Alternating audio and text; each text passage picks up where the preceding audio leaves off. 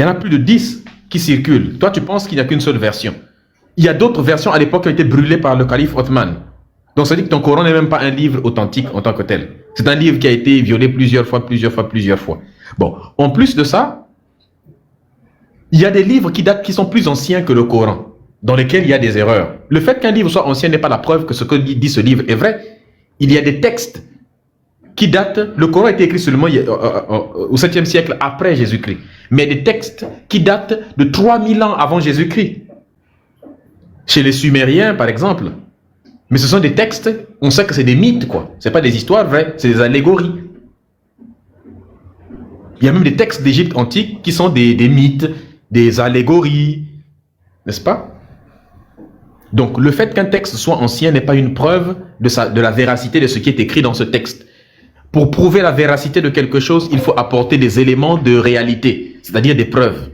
C'est ça qu'il faut faire. Mais venir se pointer devant nous et puis nous dire que « Ah, moi j'ai un livre de foi, quand je te dis que quelque chose est vrai, pour te prouver que c'est vrai, je n'ai qu'à prendre un verset dans mon livre de foi et c'est vrai. » Mais c'est ridicule en fait. On ne développe pas des nations avec ça. C'est pour ça que les autres se développent. Et nous on est toujours en retard. Parce que toute l'Afrique est bourrée de religieux. À chaque fois qu'on leur dit « Mais les gars, les affirmations que vous faites là, est-ce qu'on peut te prouver que c'est vrai? » Oui, mais bien sûr, je vais te prouver que c'est vrai. Ok. Les autres, quand ils veulent prouver quelque chose, ils prennent des microscopes, ils prennent des IRM, ils font des expériences dans les laboratoires pour prouver qu'une chose est vraie. Vous, quand vous voulez démontrer qu'une chose est vraie, vous partez ouvrir le Coran. Entre vous et puis lesquels se développent plus? Ceux qui ont les yeux dans les microscopes ou bien ceux qui ont les yeux dans un livre, un vieux livre qui ne change pas depuis 1400 ans et qui n'a permis de fabriquer même pas une aiguille. Un dialogue.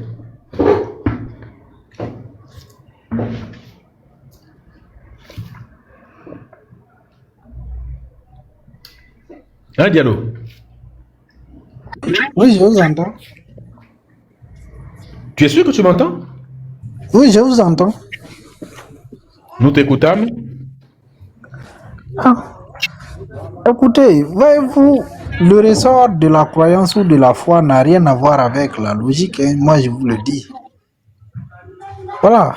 Si tu veux, comment dirais-je, avoir des livres de sciences pour influencer, pour faire avancer ton pays, pour faire développer ta nation, tu sais quel type de livre auquel il faut te référer.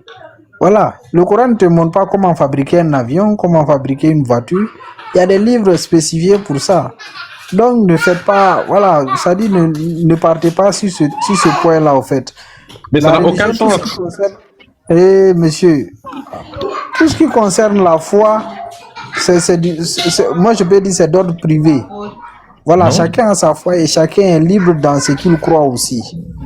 Si tu considères que la foi est quelque chose, si chacun est libre dans sa foi, pourquoi vous partez convertir les gens? Convertir quelqu'un, c'est le faire sortir de sa foi à lui, de sa conception à lui pour lui faire épouser la sienne. Il y a du bruit là où tu es. Tu vois l'hypocrisie des religieux? Vous êtes les plus gros hypocrites de la planète. À chaque fois que vous êtes coincés, quand on commence à critiquer vos religions, vous commencez à vous plaindre que, ah non, vous savez, chacun sa religion, faut pas critiquer notre foi, vous savez, à chacun sa foi, et vous commencez à vous plaindre comme ça. Non, il faut respecter les foi des gens, il faut respecter chacun sa foi. Mais et la foi, c'est une affaire personnelle, donc on n'a pas besoin de faire des débats sur ça. Mais si la foi est personnelle et qu'il faut respecter la foi des gens, pourquoi d'abord ton Dieu dans le Coran n'a pas su qu'il fallait respecter les foi des gens? En nous traitant, nous les mécréants, de chiens, il nous traite de singes et il nous traite de bâtards dans le Coran. Donc lui déjà ne le respecte pas. Pourquoi il y a des mots violents contre nous? Tu ne sais pas que les mots que Allah a prononcés contre les mécréants dans le Coran, ça pousse le musulman à avoir une haine depuis l'enfance contre le mécréant? Quand on vous fait réciter le Coran, on vous fait réciter aussi les versets qui traitent les mécréants de bâtards. L'enfant qui a un cerveau encore fragile, puisque la plupart des musulmans sont des gens qui naissent dans l'islam de toute façon. Ces versets-là, quand les enfants les récitent, ça pousse à la haine envers le non-musulman. Parce qu'on lui explique que le non-musulman est mauvais, est un égaré, un mécréant. Et contre les mécréants, vous avez toujours des phrases violentes. Dans vos prédications, vos imams sont tout le temps en train, pour vous faire peur, ils vous disent toujours, ne ressemblez pas aux mécréants. Ne soyez pas des mécréants. La plus grande peur du musulman, c'est de devenir un mécréant. Pourtant, le mécréant n'a rien fait de mal. À chaque fois qu'on veut faire peur à quelqu'un qui est dans l'islam, On lui présente toujours, on dit la vie du mécréant. On prend toujours toutes les choses les plus bizarres, les choses les plus mauvaises, les plus sales, les plus horribles, on les colle au mécréant. Sans rien comme ça là. Ce qui fait que dans la tête du musulman, il se dit que si le monde ne fonctionne pas bien, c'est à cause du mécréant. Je rappelle que tous les éléments, tout ce qui permet, le téléphone c'est créé par des mécréants, vous vivez la plupart du temps dans les pays de mécréants, tout ce qui permet d'évoluer, les hôpitaux, les avions, tout ce qui permet au monde de fonctionner, c'est fait par les mécréants. Les mathématiques, c'est nos ancêtres mécréants qui ont fait ça. La médecine, toutes les sciences là, l'alphabet même que vous utilisez, c'est nos ancêtres mécréants qui l'ont fait. Vous, sans la mécréance, qu'est-ce que vous avez produit? Rien du tout. À un moment donné, les mécréants vous apportent tout, et c'est vous qui traitez les mécréants. Vous dites que ce monde-là, s'il fonctionne mal, c'est à cause des mécréants, grâce à qui vous avez à peu près tout ce qui permet d'être bien dans ce monde. Je ne comprends pas finalement. Il y a un véritable problème. Et c'est contre ça que nous sommes en train de nous insurger. Et le dernier élément, c'est la dawa. Si vous considérez que chacun sa foi, à chacun sa foi, il faut laisser les gens libres de leur foi, il ne faut pas critiquer les foi des gens. Pourquoi vous partez faire la dawa? Pourquoi vous partez faire la prédication dans la rue? Parce que prêcher quelqu'un, c'est partir, tu dis, convertir quelqu'un, c'est... Regarde, aller convertir quelqu'un, faire la dawa, c'est aller dans la rue et puis convaincre le chrétien que sa foi n'est pas bonne, que c'est la foi musulmane qui est bonne, dire à celui qui pratique la tradition, le kémite, qu'il doit abandonner la voie de ses ancêtres et qu'il doit vous suivre, vous. Tu ne peux pas convertir quelqu'un si tu ne critiques pas, si tu ne dénigres pas sa foi ou bien sa conception à lui, pour lui faire épouser ta conception. Donc, ceux qui ont le plus de manque de respect envers les foi des autres, c'est vous les religieux avec ce qu'on appelle le prosélytisme. Parce que la religion a un caractère prosélyte, un caractère exclusiviste. Ça veut dire quoi? Exclusiviste veut dire la religion considère qu'elle a elle-même la vérité absolue. Et c'est souvent comme ça. Le musulman considère que lui, il a la vérité absolue, c'est que sa religion détient la vérité absolue et qu'il n'existe nulle autre vérité absolue à part la sienne. Nulle autre vérité. La vérité se trouve que chez lui. Et comme il considère qu'il a la vérité absolue, il s'arroge pour mission d'aller expliquer aux autres, parfois même imposer aux autres avec le concept de djihad, sa vérité à lui. Elle doit s'imposer. Donc soit il réussit à l'imposer par le djihad de la parole, donc la dawa, soit c'est par le djihad de la violence, comme des ancêtres l'ont fait, comme les califats des Abbassides l'ont fait, comme ton Mohammed l'a fait de son vivant. Donc, c'est des phrases que les musulmans prononcent comme ça, qui sont, vous le savez, vous savez que c'est faux, nous savons que c'est faux, nous savons que vous savez que c'est faux, vous savez que nous savons que vous savez que c'est faux, mais vous continuez quand même à dire cette chose fausse, malgré le fait qu'on est tous au courant que c'est faux. Pourquoi vous le dites? Parce qu'il y a des ignorants à côté qui ne connaissent pas l'islam. Et quand il y a un ignorant, les musulmans prononcent toujours des belles phrases, vous choisissez toujours des versets un peu jolis, mais tout ce qui est horrible, qui constitue presque 90%, 95% de votre religion, vous mettez ça à la poubelle. Vous avez toujours 2-3 versets bien comme ça pour pousser quelqu'un à venir. Et si vous tombez sur des gens comme nous qui aimons les femmes, n'est-ce pas? Et si on n'a pas de connaissance dans votre religion, il suffit de nous dire, mais tu sais, tu auras 4 femmes si tu es musulman. Mais c'est pas tout. Il y en a 72 autres qui t'attendent au paradis. Tu veux rater ça? Vraiment, vraiment? Tu veux rater ça? Sur terre, tout ce qu'il te suffit de faire, c'est Ashhadu an la ilaha illallah wa Muhammad Rasulullah. Tu dis seulement Ashhadu. Ashhadu, tu répètes après moi. Tu vois, non? C'est ça? Donc, frère, vas-y. Mais quand nous partons faire la dawa aussi, nous n'obligeons pas quelqu'un à adhérer à la foi. On lui dit tout simplement, nous te présentons la foi musulmane, c'est à lui. Il est libre d'y adhérer ou pas. Ça dépend. Voilà, donc, monsieur, c'est ce que moi j'ai vu depuis que moi j'observe ceux qui font la dawa. C'est ce qu'ils font. Ils ne forcent personne. Oui, ça c'est la dawa. C'est parce que vous vivez dans un pays où il est interdit de forcer quelqu'un de croire en vos religions. C'est normal. C'est interdit de forcer les gens de croire à vos religions. Si ce n'était pas interdit, vous l'auriez déjà fait. Do you comprendre? C'est interdit dans ton pays, par exemple. Toi, tu vis dans quel pays?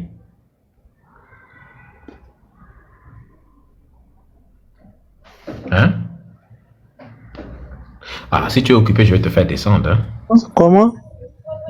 Tu es occupé? Vous dites quoi? Je n'ai pas bien entendu. Tu es occupé? Non, non, allez-y. Vous avez posé quelque chose. Si tu es occupé, il faut descendre. Hein. Non, vous m'avez demandé quelque chose.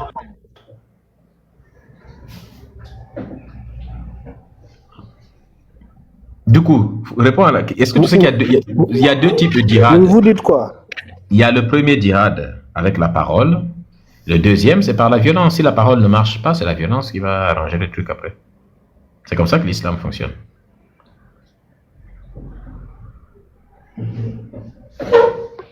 Bon, moi c'est le premier que je connais et que j'approuve beaucoup.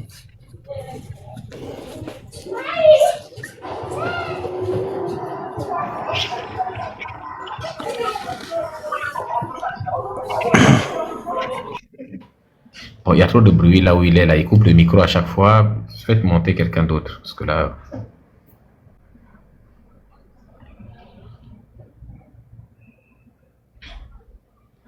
Tapotez s'il vous plaît, partagez, sécurisez le live, la famille.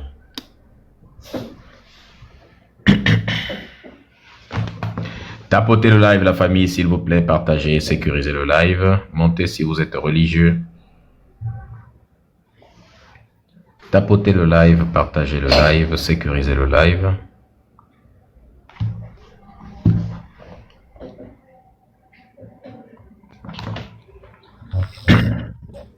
Hein?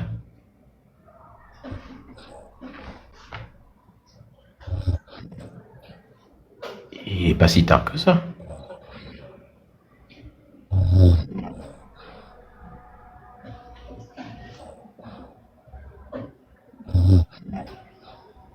Aïe.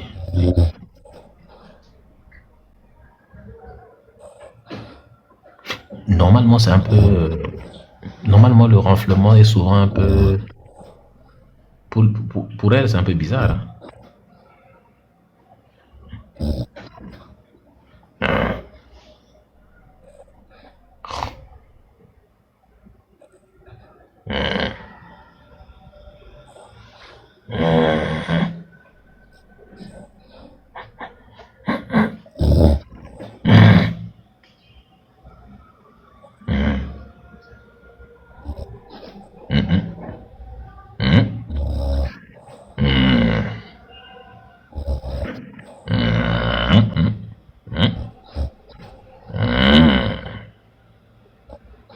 Ah, ok, j'ai compris. Donc, on était en train de dialoguer, n'est-ce pas, de discuter. C'est le langage du renflement. C'est un message codé. Vous ne pouvez pas comprendre. You cannot comprendre the message. Bon. L'arsenic, bonsoir.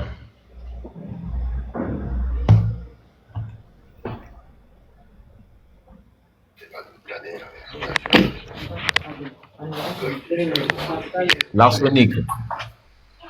Allô, maître Médusa, comment allez-vous? Que son nom soit sanctifié. Otep, Otep. Tu n'es pas religieux? Je l'étais, et ma famille l'a été pendant 700 ans. Et depuis 1 an et demi, je pense que j'ai dû me cogner quelque part et me réveiller. Mais en fait, je suis toujours entre deux, dans la mesure où, comme l'avait expliqué Kalala Omotunde, le christianisme, ils ont fait un copier-coller de ce qu'il y avait sur en Égypte. Maintenant, j'aurais juste besoin d'une information, à savoir, ils ont dû faire le même copier-coller, mais où trouver cette information? Parce que ça, je pense que ça fait amorer la bouche. Dans le livre de Canada en question. Dans les mêmes livres. Excuse-moi, je pense. Tu as dit où trouver les informations en question, justement dans les livres de Kalala. Il en a donné pas mal d'informations. Parce que clairement, depuis qu'Alexandre le Grand est venu, donc il est tombé en PLS de ce qu'il a vu. Donc ils ont dit, bon, on va faire un copier-coller, on va blanchir, mais les musulmans sont venus après, donc eux-mêmes ont dû faire leur propre bouquin. Ils ont dit, bon, eux, ils ont réussi à raconter une belle histoire, donc ça a été une secte qui a bien marché. Nous aussi, on va faire la même chose. Mais c'est cette trace que j'arrive pas à trouver. La trace de quoi exactement? La trace qui indique, comme pour les chrétiens, parce qu'il explique très bien qu'Allah au Motunde, la nativité, etc., ils ont juste fait copier-coller. Mais au niveau de la religion musulmane, j'arrive pas à trouver cette trace. Oh, c'est beaucoup plus facile encore. La religion musulmane n'est qu'un plagiat du christianisme qui lui-même est un plagiat de ce qu'on vient de dire tout de suite. Non, c'est pas si compliqué que ça.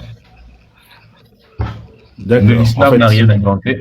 L'islam n'a rien inventé, mais il y a aussi des plagiats que l'islam fait, par exemple, a beaucoup fait sur, par exemple, les religions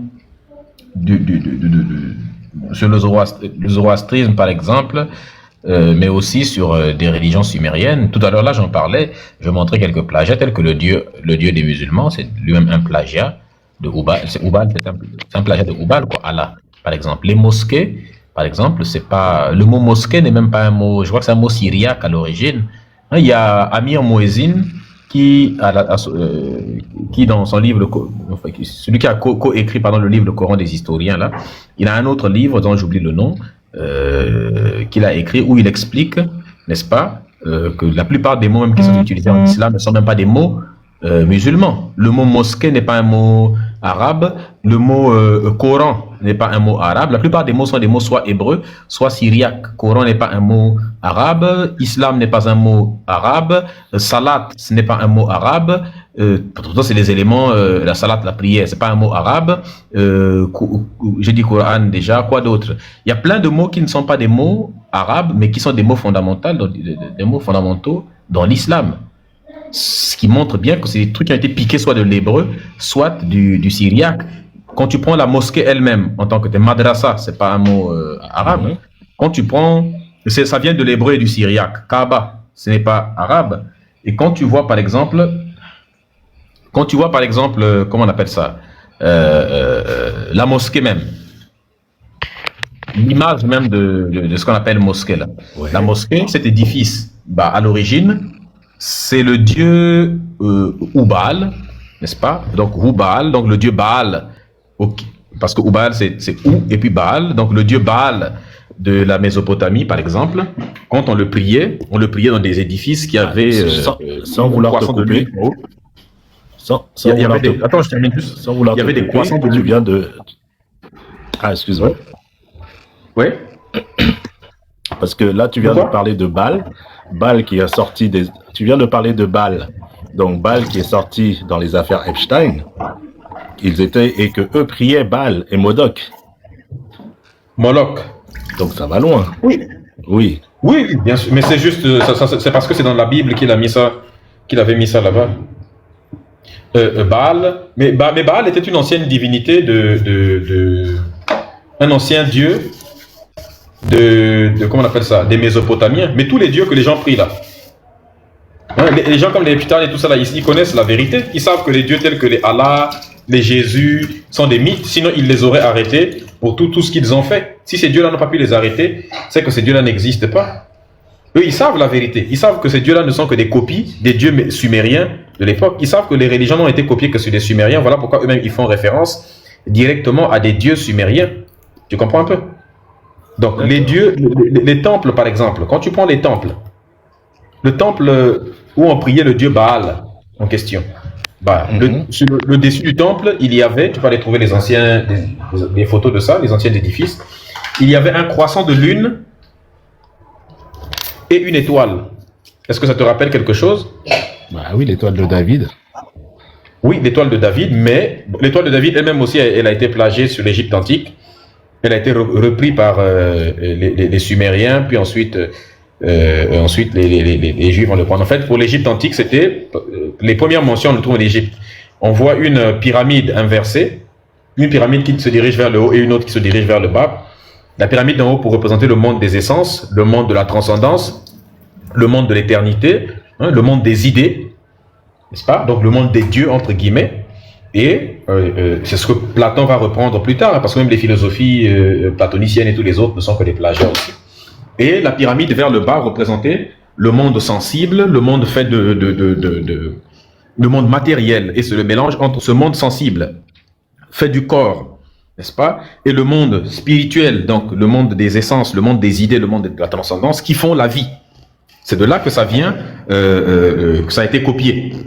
Donc cette étoile va être reprise et chez les Sumériens, ils mettaient sur le temple du dieu Baal un croissant de lune et une étoile. Est-ce que tu sais c'est le symbole de quelle religion ça? Un croissant de lune Non. et une étoile au-dessus d'un temple.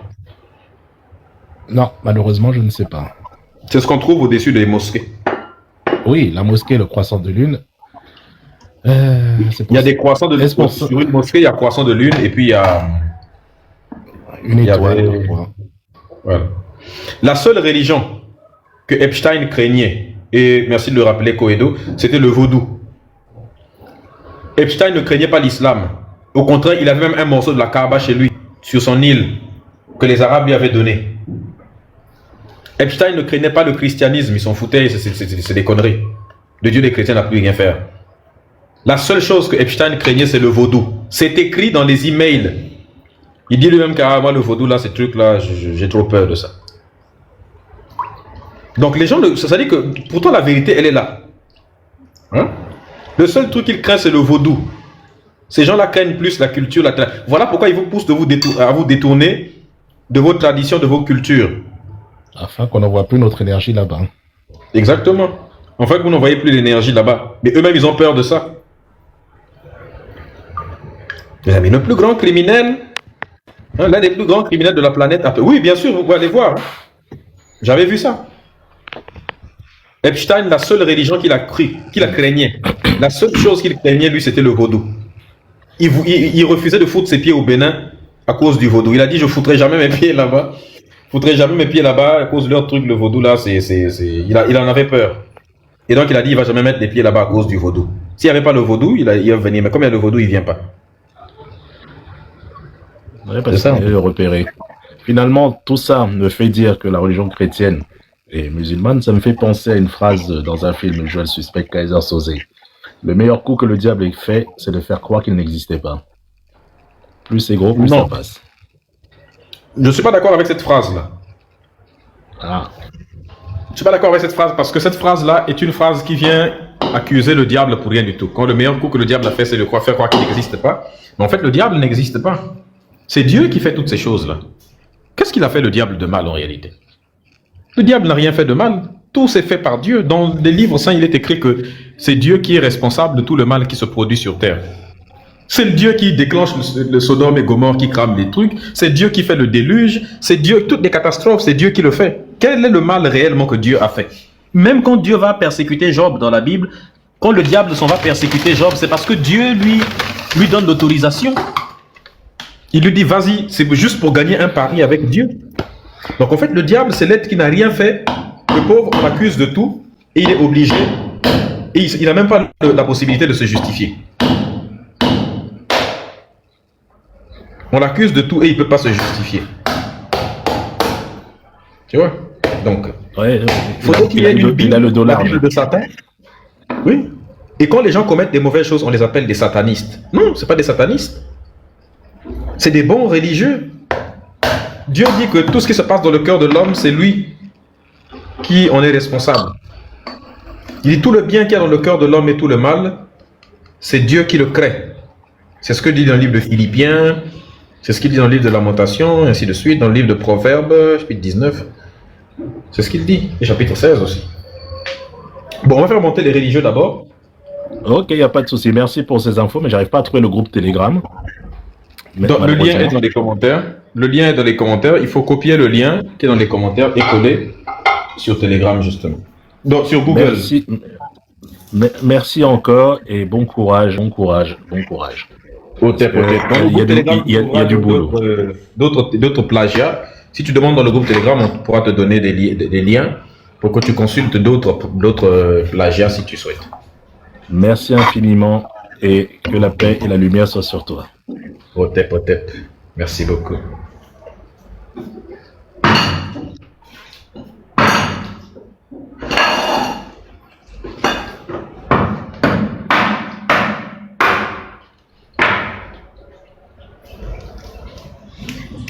Tapotez s'il vous plaît la famille, partagez, faites monter. Les modos, vous êtes là ou pas?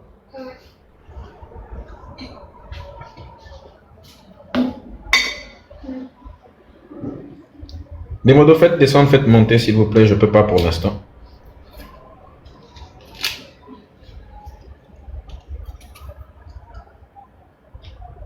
Encore Hicham.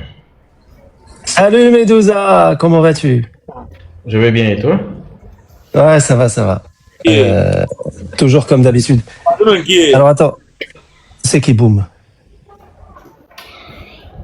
Ah. On a fait des... Ok, d'accord. Boum, bonjour. Après, il va monter. Boum.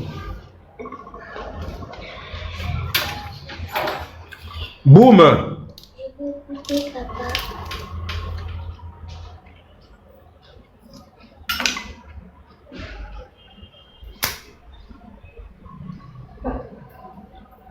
Boum. Bonsoir, bonsoir. Ça va? Bon, mais tu montes et puis tu coupes ton micro. Trouve un endroit calme.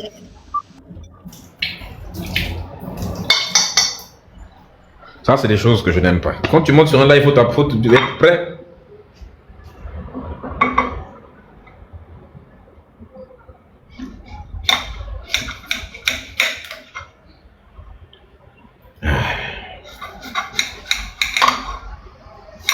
Faites monter, s'il vous plaît.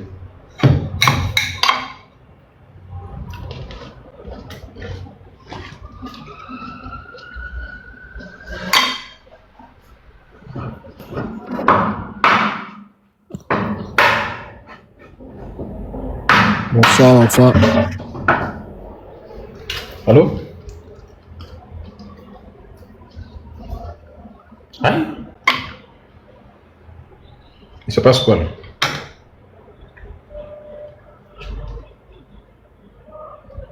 Allô? Et Modo, faites monter, s'il vous plaît.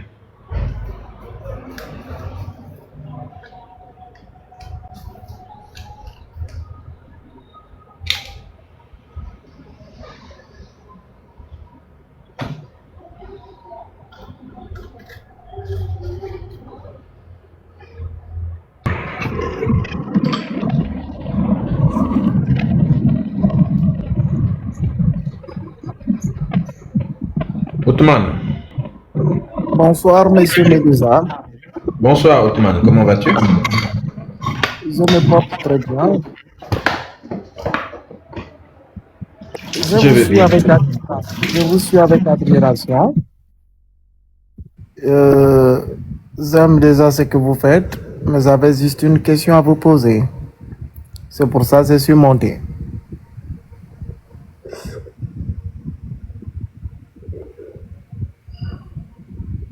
Si, c'est gentil. Je t'écoute. D'accord, la question que j'aimerais vous poser, monsieur Medusa, moi, ce que j'aimerais savoir, quelle est vous, votre religion, ou en quoi est-ce que vous croyez vous? Voilà un peu la question que j'aimerais vous poser. Ok. Premièrement, je voudrais remercier ton honnêteté parce que tu étais sur le live de bêtises de merde et il était tellement malhonnête que même toi qui es musulman, tu as même dû dire en plein milieu de ces malhonnêtes, de dire que même si je ne suis pas d'accord avec lui parce qu'il critique ma religion, mais au moins, tu as reconnu que ce qu'il faisait, eux, c'était mauvais. Donc, merci pour ça. Donc, je réponds à ta question. Vous vous rendez compte, les amis? C'est-à-dire que ces gens-là sont tellement dans la calomnie, dans le mensonge, que c'est même un musulman sur leur live qui leur dit « Mais les gars, quand même, est-ce que vous vous rendez compte?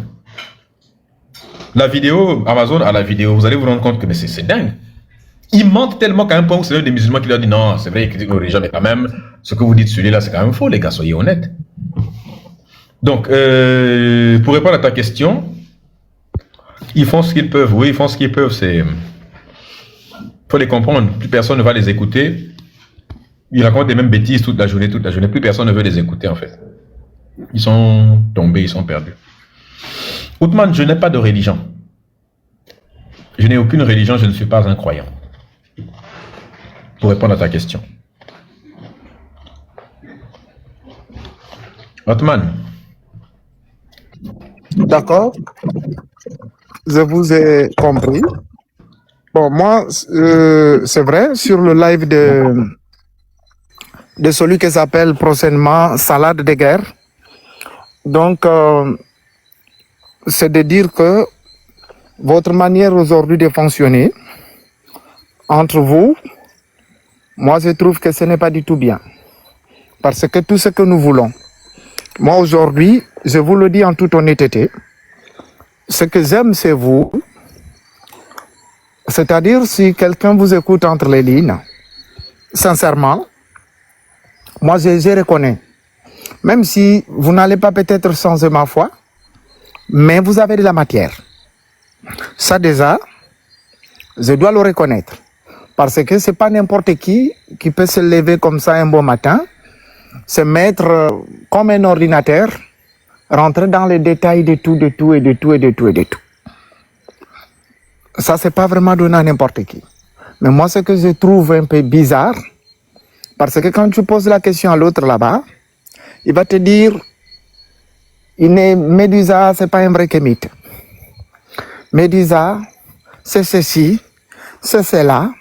On monte, on descend. À la fin, même si un musulman veut devenir peut-être kémite, il ne pourra pas. Parce qu'il faut suivre qui? C'est vraiment un bazar. Donc, à un moment donné, on va dire qu'il y a eu cette même division dans l'islam. L'islam, il y a les sunnites, il y a ceci et cela. Et aujourd'hui, vous voulez que nous développons l'Afrique. Mais maintenant, s'il y a deux côtés, on ne sait pas, tu arrives là-bas, on va te dire, voilà, là-bas c'est comme ci, c'est comme ça, c'est cela. On vient chez vous, vous dites, maintenant finalement, là où vous êtes, qui on doit suivre? Parce que on est tous confondus. Nous voulons tous, moi je vous dis, nous voulons tous que cette Afrique change. Mais cette Afrique-là ne pourra pas changer. On ne sait pas où on va. Parce que moi, quand j'écoute votre monsieur-là, je sais peut-être qu'il va écouter, mais moi, je serais contraint d'être honnête. C'est une grande gueule. Il va te dire des choses, déjà, il n'écoute pas les gens, comme vous prenez le temps au moins d'écouter, même si on n'est pas d'accord sur certains points, mais vous prenez quand même le temps d'écouter. Maintenant, dans ce cas, dites-moi, on suit qui? Si maintenant là, j'ai envie de devenir kémite, parce que il y a beaucoup de conditions. On doit suivre qui? Déjà de un, vous êtes tous les deux virtuels. Je vous suis, attention, je vous suis avec tout ce que vous avez comme point, comme vous abordez. L'autre là-bas aussi, il va suivre. Bon, il paraîtrait qu'il y a même une plainte qui a été rédigée contre toi, contre la famille. Ici c'est Mitterrand, je ne sais pas trop là. Mais on suit qui? On va où avec cette Afrique-là? Voilà un peu ce que je sais de poser. Alors, je réponds à la question. D'abord, je merci à Volonté de Puissance, Kémite et à Ko-Edo qui sont en train de sécuriser, qui sont en train de remplir les objectifs de live. La famille, s'il vous plaît, est-ce que vous pouvez faire comme Ko-Edo, Volonté de Puissance, Kémite et Ishka et Iman qui sont en train de remplir les objectifs? On a quelques objectifs en haut là-bas, la famille. Vraiment, si vous pouvez, si on peut les remplir, vraiment, ce sera excellent. On a quelques objectifs en haut là-bas du live. Voilà, si on peut les remplir, ce sera vraiment, vraiment, vraiment excellent. Merci à ceux qui sont en train de sécuriser le live. Merci pour vos cadeaux. Que nos ancêtres vous le rendent centuple. Prospérité sur vous tous. Que l'argent rentre dans vos poches, dans vos comptes en banque. Je déclare que dans vos comptes en banque, il y aura plusieurs zéros qui vont s'ajouter. Je déclare que le numéro de votre compte en banque sera plus long que le Bangala d'un kémite. Bon, on parlait de quoi déjà, Iman? Othman. Oui, donc, alors, pour te répondre sur ce que tu viens de dire. Non, chez les autres, là-bas, eux, c'est des perdus. Parce qu'en temps normal, ils t'auraient même pas fait monter. Au temps normal, ils t'auraient pas fait monter. Mais s'il t'a fait monter, n'est-ce pas, c'est parce que il espérait que, voilà, que tu... C'est pas, en fait, il s'allie, il fait des alliances. Moi, je fais monter les musulmans, les chrétiens, tout le monde, parce que je débat avec tout le monde. Et aussi parce que, bon, vu que le sujet oblige de débattre avec les concernés de la religion. N'est-ce pas? Lui, il fait monter des gens simplement par rapport à eux. Mais en fait, on n'a pas envie de parler de lui parce qu'il n'est rien, il n'existe. Ils sont nombreux, les petits détracteurs. C'est un petit, c'est quelqu'un qui n'a pas en fait, c'est quelqu'un qui a le syndrome de Peter Pan, quoi. Quelqu'un qui a le syndrome de Peter Pan, qui réagit comme un gamin, comme un enfant. Donc, nous, on n'a pas de temps à perdre avec des gens comme ça. Il n'y a qu'un seul véritable Il n'y a qu'un seul leader, c'est moi. Hein? N'est-ce pas? Donc, ces histoires de conneries là, lui, il est en train de se battre pour un leadership qui n'existe même pas. C'est des choses qui sont naturelles. On cherche pas, hein, on force pas. Tu vois? C'est des choses on force pas, on laisse les gens choisir. N'est-ce pas? Les seuls véritables kémites, c'est ceux que tu vois dans les commentaires là. C'est eux les vrais kémites. Les vrais conscients. C'est eux que tu vois là. Les autres là ne sont pas des kémites. Donc, d'un côté, tu as les fétiches de guerre, qui ne sont pas des kémites, c'est un petit groupuscule, c'est un petit mouvement créé par PKK, n'est-ce pas? Patrice Kwame, c'est une création, il dit même j'ai créé, ça c'est ce qu'il a créé. Maintenant, nous sommes des kémites. Être kémite, ce n'est pas une création de quelqu'un. Être kémite, c'est avoir en soi une identité culturelle qui est multimillénaire. La première même en date de l'humanité. Nous sommes des descendants des premiers nés de l'humanité. Nous sommes les descendants. Donc, en tant que noir, normalement, tu es censé être, toi aussi, descendant des premiers nés de l'humanité. N'est-ce pas? Donc, il n'y a que les kémites, c'est nous là qui sommes sur les réseaux. Les autres là, ce n'est pas des kémites. Ce sont des usurpateurs qui font semblant de dire. De toute façon, ils se définissent pas en tant que kémites. Ils ont un autre terme. Vous connaissez déjà le terme. On ne va pas le répéter ça pour leur donner de la visibilité. Donc, ils ont une façon de se définir qui est la leur. Nous, on est des kémites. Et toi aussi, en tant que noir, en principe, tu es censé être kémite. Le seul problème, c'est que pour être kémite, il faut être, c'est vrai, un noir, mais un noir qui est conscient, un noir qui est fier de l'héritage culturel et spirituel que lui a légué ses ancêtres. Un noir qui roule dans son propre paradigme culturel, spirituel, paradigme dans tous les domaines. Sauf que toi, tu as pris le paradigme culturel arabe. Or, quelqu'un qui roule dans un paradigme culturel d'un autre peuple est ce qu'on appelle un aliéné culturel. Je ne suis pas musulman. Ah, c'est vrai, c'est par des mesures de sécurité que j'ai... Ah, ok, tu n'es pas musulman. D'accord. Dans la logique, je suis chrétien parce que j'ai apostasié et on a fallu me faire du mal. Donc voilà pourquoi j'ai caché juste mon identité. Ah, d'accord. Tu as apostasié du christianisme, c'est ça? Ou de l'islam? Non, j'ai apostasié de l'islam parce que j'ai posé une question qu'on n'a pas pu me répondre. Et d'accord, tu as apostasié de l'islam et tu es censé avoir rejoint le christianisme normalement. Effectivement. Ah, d'accord. En tout cas, la meilleure chose que tu puisses faire, à mon avis, c'est surtout de ne pas... Parce que, regarde, quelqu'un qui quitte une religion est quelqu'un d'intelligent. Ça, c'est un fait. Et l'expérience a prouvé quelque chose de très clair. Et les gens qui nous écoutent, qui ont déjà quitté les religions, seront d'accord avec moi. Quand quelqu'un quitte une religion, le même cheminement, les questions que tu t'es posées, qui t'ont amené à constater que l'islam était incohérent, qu'il y avait des questions sans réponse, qu'il y avait des choses qui n'allaient pas, qu'un Dieu ne pouvait pas autoriser. Si tu appliques cette même façon de réfléchir, cette même rigueur au christianisme, tu vas quitter aussi le christianisme. C'est simplement parce que le christianisme et l'islam, c'est dans les deux religions que les deux colonisateurs de l'Afrique nous ont apporté. Les uns nous ont apporté l'islam, donc des colonisateurs arabo-musulmans, et les autres, les colonisateurs européo-chrétiens, nous ont apporté le christianisme. Et ce sont les deux religions les plus répandues en Afrique. Si quelqu'un n'est pas dans le pipi, il est dans le caca. S'il n'est pas dans le caca, il revient dans le pipi. Parce qu'il n'y a pas de troisième voie que l'on offre aux gens. On a appris à l'Africain que sa tradition, sa culture, c'est mauvais. On l'a appris à détester, à haïr son identité culturelle, sa spiritualité, à haïr ce qu'il est, à se détester soi-même. Alors, quand il n'est pas dans une des religions, il ballotte dans l'autre. J'ai déjà vu des gens qui ont été chrétiens, ils sont devenus musulmans, parce qu'ils ont rencontré des gens de la DDR. Ces gens-là ont fait de lui des musulmans. Puis après, quand il est devenu musulman, il a rencontré d'autres chrétiens qui, tels que les gens de la Var Christ ou autres, qui étaient en train de, ou des apostats de l'islam, qui sont en train de critiquer l'islam et lui ont démontré à quel point l'islam c'est mauvais. Il s'est rendu compte qu'il s'est fourré dans n'importe quoi. Et puis il redevient chrétien encore. Donc chrétien, musulman, re-chrétien, parfois re-musulman encore. Donc il y a des gens, parfois c'est comme ça. Donc il a été 2 fois chrétien, déjà 2 fois musulman. Chrétien, musulman, re-chrétien, re-musulman et re-chrétien encore. Parce que la personne n'arrive pas. Et là, le kémite arrive, lui dit, mais en réalité, tu n'as pas besoin d'être... Parce que la personne a besoin de quelque chose. Les gens ont comme Les gens pensent qu'on ne peut pas vivre sans religion.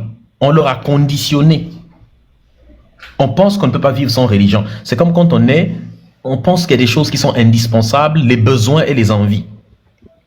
Il y a la publicité, par exemple, nous rend parfois accro de certaines choses quand on est enfant, mais en fait, on n'en a pas réellement besoin. Comme le sucre ajouté, des choses comme ça. On nous a rendu accro au sucre depuis l'enfance, mais en fait, techniquement, on n'en a pas besoin. Il y en a déjà suffisamment dans les fruits, dans les trucs qu'on mange tous les jours, qu'on n'a pas besoin normalement d'ajouter des morceaux de sucre quelque part. Mais on nous rend accro à des choses comme ça. Pareil pour la religion. Et on nous fait penser qu'on ne peut pas vivre sans. En fait, non, notre tradition, notre culture, elle est suffisante. Donc, moi, si je pourrais t'inviter à quelque chose, je voudrais t'inviter à t'intéresser beaucoup à la pensée kémite. C'est quoi la pensée kémite? D'accord, avant j'ai envie d'apprendre beaucoup sur le mouvement kémite. Parce que vous voyez déjà, le simple fait qu'il y a dislocation, ou je ne sais pas trop ce qui s'est passé entre vous, vous voyez que de l'autre côté, là-bas ça tire à balles réelles, là-bas ça tire. Donc, au total, ça mène la confusion. Maintenant, l'autre question... Non, il n'y a pas de confusion. Regarde, il n'y a pas de confusion. Personne ne tire à balles réelles. Il ne tire pas. Il tire pas du tout. Il tire avec les pistolets à eau. Nous, c'est de l'eau, on reçoit. Bon, c'est des pistolets à eau. Tu sais, le succès, malheureusement, ça crée des inimitiés. C'est comme ça. Le succès crée des inimitiés. Le succès suscite de la jalousie. Et malheureusement, toutes les personnes qui sont ici savent, je n'apprends rien à personne. C'est comme ça, c'est une logique humaine. Tu ne peux pas avoir un peu de notoriété sans avoir des détracteurs. Et parfois, les détracteurs viennent des gens que tu ne t'attendais même pas. Malheureusement, c'est une logique de la vie. Il n'y a pas de confusion. Tous les véritables kémites sont de mon côté, pas du côté de ces voyous-là. Il n'y a aucune confusion. Nous sommes des kémites. Eux, ce sont des bêtises. Ce sont des traîtrises. Ils font de la traîtrise de guerre. Donc nous, il n'y a pas de confusion à avoir. Les kémites, c'est ici que ça se passe. D'ailleurs même, il y a des instituts qui nous soutiennent. L'Institut Africa Mahat, l'Institut Anijart, il y en a beaucoup. N'est-ce pas? Ils nous soutiennent, ils sont avec nous. D'accord. Je discute avec les gens de Afrocentricity. Avec Afrocentricity, on discute. Donc ça, c'est même pas un problème. Et aussi, avec le représentant de Afrocentricity France, là, normalement, on doit aussi faire quelque chose ensemble, notamment pour étudier en live ici, là, les œuvres de Ama Mazama. Donc, les vrais kémites, les Taharka, qui sont des anciens kémites, n'est-ce pas, nous soutiennent, nous. Les fleurs K, plein de personnes, des anciens kémites, nous soutiennent, nous apportent, eux, notre soutien. Hein? Les groupes, les Mobali, Mapassi et les autres, on est tous ensemble. Donc, les vrais kémites, n'est-ce pas, tous sont de notre côté. Parce que quand ils viennent, ils nous écoutent, ils voient que, oui, ça c'est cohérent avec la pensée kémite. C'est ça que nous voulons. Et nous menons un grand combat. Les autres, personne ne les connaît. Les a désavoués. Donc, des pistolets à eau, ça, il n'y a rien du tout, mon frère. C'est ici que ça se passe. D'accord. Donc, moi, j'ai entendu parler du kémicentrisme, j'ai entendu aussi parler de kémitude. En tout cas, je ne sais pas. Donc, j'ai envie de savoir un peu la différence parce que tantôt, on va te dire kémite, kémicentrisme, kémitude, mouvement kémite. Donc, finalement, essaye un peu de me situer. Alors, c'est très simple. De toutes ces personnes-là, le seul qui, ici, là, et j'en prends témoin les 1100 personnes, de toutes ces personnes qui braillent sur TikTok, le seul qui a fait un live de je ne sais pas combien d'heures pour expliquer l'origine du mouvement kémite, depuis plusieurs siècles, depuis même l'Antiquité, je suis parti depuis l'Antiquité, hein, en passant par les luttes contre les luttes anti-esclavagistes, en passant par les États-Unis, les penseurs américains, les penseurs africains, les penseurs de la diaspora francophone, jusqu'à Cheikh Anta Diop et jusqu'à aujourd'hui. C'est nous ici, là, on l'a fait. Je prends à témoin toutes les personnes. Celui chez qui tu étais monté sur le live, là, que quelqu'un aille lui demander, est-ce que tu peux nous expliquer l'histoire du mouvement kémite? Vous allez rire. C'est comme ça qu'on reconnaît un imposteur. C'est à cause de son bagage. On reconnaît un imposteur avec le bagage. Parce que crier, il y a des gens, ils savent que crier sur des lives, mais on dit, les tonneaux vides font beaucoup plus de bruit. Malheureusement, c'est la caractéristique des tonneaux vides. L'intelligence, la sagesse n'a pas besoin de crier. elle s'exprime et on sent naturellement, quand tu parles, on sent qu'il y a quelque chose dans le cerveau, c'est naturel. C'est naturel, c'est comme ça vient. Il y a des choses, on ne force pas. Il faut laisser ça venir comme ça. Ouvre seulement ta bouche, parle. Il y a des gens intelligents, ils vont reconnaître. L'intelligence reconnaît l'intelligence. Les intelligents vont reconnaître l'intelligence et tu vois un petit peu. Donc, c'est pour te dire quoi? C'est pour te dire, moi je vais maintenant t'expliquer pour répondre à tes questions directement. J'ai fait un live, tu peux retrouver l'extrait, l'enregistrement dans le groupe Telegram qui t'explique d'où vient le mouvement kémite, n'est-ce pas? Depuis l'époque jusqu'à aujourd'hui, lesquels ont écrit sur ça. C'est un mouvement qui est très ancien. Les gens peuvent inventer des mots tels que kémitocentrisme, kémito ainsi de suite. Tout ça, là, ce sont des mots que les gens inventent, ainsi de suite. Mais le mouvement kémite est un mouvement qui a pour objectif d'opérer une renaissance africaine dans tous les domaines. Quand on entend renaissance africaine, c'est un concept de Cheikh Anta Diop, renaissance africaine. C'est un concept qui est très grand. Mais c'est quoi renaissance africaine? Alors, ce serait très long d'expliquer. Mais c'est un peu ce que je t'expliquais tout à l'heure. Pour que l'Afrique se développe, il faudrait que l'Africain cesse de se penser avec les outils de pensée des autres. Cesse de se, entre guillemets, développer dans le paradigme des autres. Est-ce que tu vois un peu? L'Africain a cessé d'être lui-même. Et aucune nation sur cette terre ne peut se développer si elle cesse d'être elle-même. Aucun peuple ne se développe lorsqu'il a cessé d'être lui-même. Lorsqu'il a tourné le dos à son passé, tourné le dos à sa culture, à sa tradition. Lorsqu'il a abandonné son propre paradigme, son propre modèle. Lorsqu'il a rejeté ses ancêtres. Il faut rétablir la conscience de la continuité du passé culturel du peuple noir parce qu'il a été brisé lorsqu'on nous a fait subir les pires crimes contre l'humanité. On nous a aussi fait des lavages de cerveau dans lesquels on nous a poussés à ne plus être nous-mêmes. L'Africain doit rebâtir une théorie du droit qui est à l'image de l'Afrique. Nous devons avoir des systèmes politiques qui se basent, qui sont à l'image de notre culture, de nos traditions. Donc, il faut que les Africains écrivent des théories politiques africaines, comme le fait Mbong Basson. L'Africain doit apprendre, doit bâtir un système éducatif qui est proprement africain, pas un système éducatif occidental parce que ça nous aliène. À part les aliénés religieux et autres, nous avons aussi d'autres formes d'aliénés. Ceux qui sortent des universités, des lycées et tout ça, ce sont ce qu'on appelle des aliénés académiques. Et l'aliénation académique aussi pose beaucoup de problèmes. Parce qu'on a des gens qui sont des petits blancs dans leur cerveau, des petits Européens. Ils sont des petits Européens, ils ne sont pas du tout africains. Est-ce que tu vois un peu? Et ces gens-là, les élites, lorsque nous avons une élite aliénée, cette élite ne peut pas développer la nation puisque elle-même fait du copier-coller, du contrôle C et du contrôle V. Ils ne font que copier là-bas et venir déverser en Afrique. Ça crée un problème de compatibilité. D'incompatibilité, pardon. Il y a incompatibilité entre ce qu'on prend là-bas. Ils ne font même pas un petit travail d'adaptation des modèles qu'ils copient. Donc, le mouvement kémite vient pour dire à l'Africain que tu es en train de te développer dans un paradigme des autres. L'histoire qu'on t'enseigne, ce n'est pas l'histoire de l'Afrique, mais c'est la version européenne de l'histoire de l'Afrique. Je répète, on ne nous apprend pas l'histoire même du monde. On nous apprend la version occidentale de l'histoire du monde. Or, l'histoire est un terrain sur lequel les gens font de la propagande. On fait de la propagande sur la connaissance aussi. Et quand on fait de la propagande dans la connaissance, dans le but de dominer les autres peuples toujours, c'est-à-dire qu'on donne notre version à nous, qu'on a bien élaborée, à ce moment-là, on appelle ça de l'injustice épistémique, on appelle ça de l'épistémicide. L'épistémicide. Il faut lire un livre qui s'intitule Epistemology of the South, Justice Against Epistemicide, de Boaventura de Sousa Santos, n'est-ce pas? Épistémologie du Sud. Normalement, ça devrait être justice contre l'épistémicide, mais la version française, je ne sais pas s'il y a des gens qui ont lu le livre, là, mais le sous-titre en français n'est pas très bon. C'est un vilain sous-titre qu'ils ont mis. Heureusement, dans le contenu, il y a beaucoup de choses. Ils n'ont pas trop modifié le contenu à l'intérieur.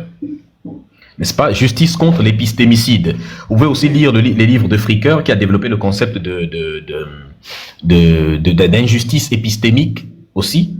N'est-ce pas? C'est-à-dire que des gens font parfois de la retention d'informations. Les News Sere Kalala Omotunde et tous les autres, les Obenga et les autres, ils ont découvert beaucoup de choses que l'Europe n'aime pas dire. C'est-à-dire que la vérité, elle est là, mais on ne veut pas la dire. Ils gardent certaines vérités dans la sphère dans des sphères universitaires uniquement. C'est enfoui dans des bibliothèques, mais on ne veut pas les rendre publiques. Et la rétention d'informations est aussi une technique de manipulation des masses. Même les médias font ça. Il se passe quelque chose, mais on ne veut pas en parler. On ne veut pas en parler. Les médias français, par exemple, les gens ont dû crier sur les réseaux sociaux pour que les médias français parlent de l'affaire Epstein. Depuis que ça avait éclaté aux États-Unis, silence radio sur les médias français. Ils n'en parlaient pas. Les gens ont tellement crié, et automatiquement, n'est-ce pas? Est-ce que tu vois un peu? Donc, ça aussi, c'est une technique que l'Europe utilise. Donc, dans certains livres d'histoire, on ne nous dit pas certains éléments, on nous retient certaines informations. On déforme sciemment, volontairement, parce que les gens qui écrivent ne sont pas des historiens. Cheikh Anta Diop les appelle des idéologues. C'est-à-dire qu'ils ne font pas de l'histoire, ils font de l'idéologie. C'est-à-dire que c'est des gens qui se font passer leur version à eux de l'histoire. Ce sont des idéologues qui écrivent l'histoire. Tant que vous n'aurez pas vos propres historiens, l'histoire de la chasse sera racontée par la personne qui vous a opprimé. Et la personne qui vous a opprimé racontera toujours une version de l'histoire dans laquelle elle ne va pas trop s'incriminer elle-même. Au contraire. Voilà pourquoi ça amène à des situations telles que, où on nous dit les Africains sont eux-mêmes responsables de l'esclavage et de la colonisation. Beaucoup d'entre vous ont déjà entendu ça. Que non, l'Africain est responsable de l'esclavage, de la colonisation. Combien de fois on nous a raconté qu'on était responsable? Qu'on a une part de responsabilité dans ce qui nous est arrivé. Mais il n'y a pas beaucoup d'Africains qui se sont arrêtés à un moment donné pour dire que, les gars, attendez, c'est quoi le problème? Vous êtes en train de nous dire que nous avons une part de responsabilité dans l'esclavage et la colonisation. C'est-à-dire que vous êtes en train de dire aux gens qui ont subi des crimes, donc des gens qui ont été victimes, que la victime a une part de responsabilité dans l'horreur qu'on a accomplie sur elle. Mais en fait, c'est comme accuser une femme qui a été violée d'avoir une part de responsabilité dans le viol qui a été commis sur elle. Est-ce que c'est normal de faire des choses comme ça? Mais par contre, il y a des Africains qui ne se posent jamais des questions. Tu les trouves sur des panels en train de dire « Nous-mêmes aussi les Africains, tu sais, nous-mêmes les Noirs ». Tu vas trouver certains Africains et certains Antillais en train de dire « Oui, nous-mêmes aussi les Noirs, on a une part de responsabilité parce que nous ignorons notre histoire. Parce que nous ignorons notre histoire. Parce que ce sont les Européens qui nous racontent l'histoire. C'est-à-dire qu'on ne demande pas on demande à la victime la preuve qu'elle n'a pas elle-même participé à sa propre déshumanisation. C'est extraordinaire. C'est jamais vu. C'est-à-dire que prouve-nous que toi qui es victime d'une extermination, prouve-nous que tu n'es pas toi-même, n'est-ce pas, tu n'es pas toi-même responsable, que tu n'as pas toi-même participé à ta propre extermination. Quoi? C'est-à-dire que le fait d'être victime, ça ne suffit pas déjà. C'est-à-dire que le fait que ce soit victime, ça ne suffit pas. Je suis déjà victime, ça devrait suffire, mais ça ne suffit pas. Il faut encore que je prouve que je n'ai pas moi-même contribué à mon propre malheur, à ma propre réduction en esclavage. Et c'est des rhétoriques bêtes comme ça. Déjà, donc, ça veut dire que même la question, déjà, quand quelqu'un me dit, mais vous-même les Africains, vous avez des responsabilités, avant même de commencer à débattre avec lui sur responsabilité ou pas, on ne devrait même pas débattre sur ça. Il y a des gens qui ont compris ça, c'est les Juifs. Essayez d'aller parler à un Juif, d'aller lui demander lui parler de la responsabilité des Juifs dans ce qui est arrivé dans la Shoah. Ils vont vous dire, mais jamais de la vie.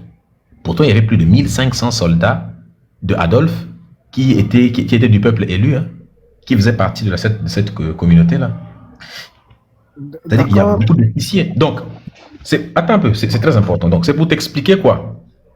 Donc, c'est pour te dire que le mouvement kémite est un mouvement qui a pour objectif, n'est-ce pas, comme je viens de te le dire,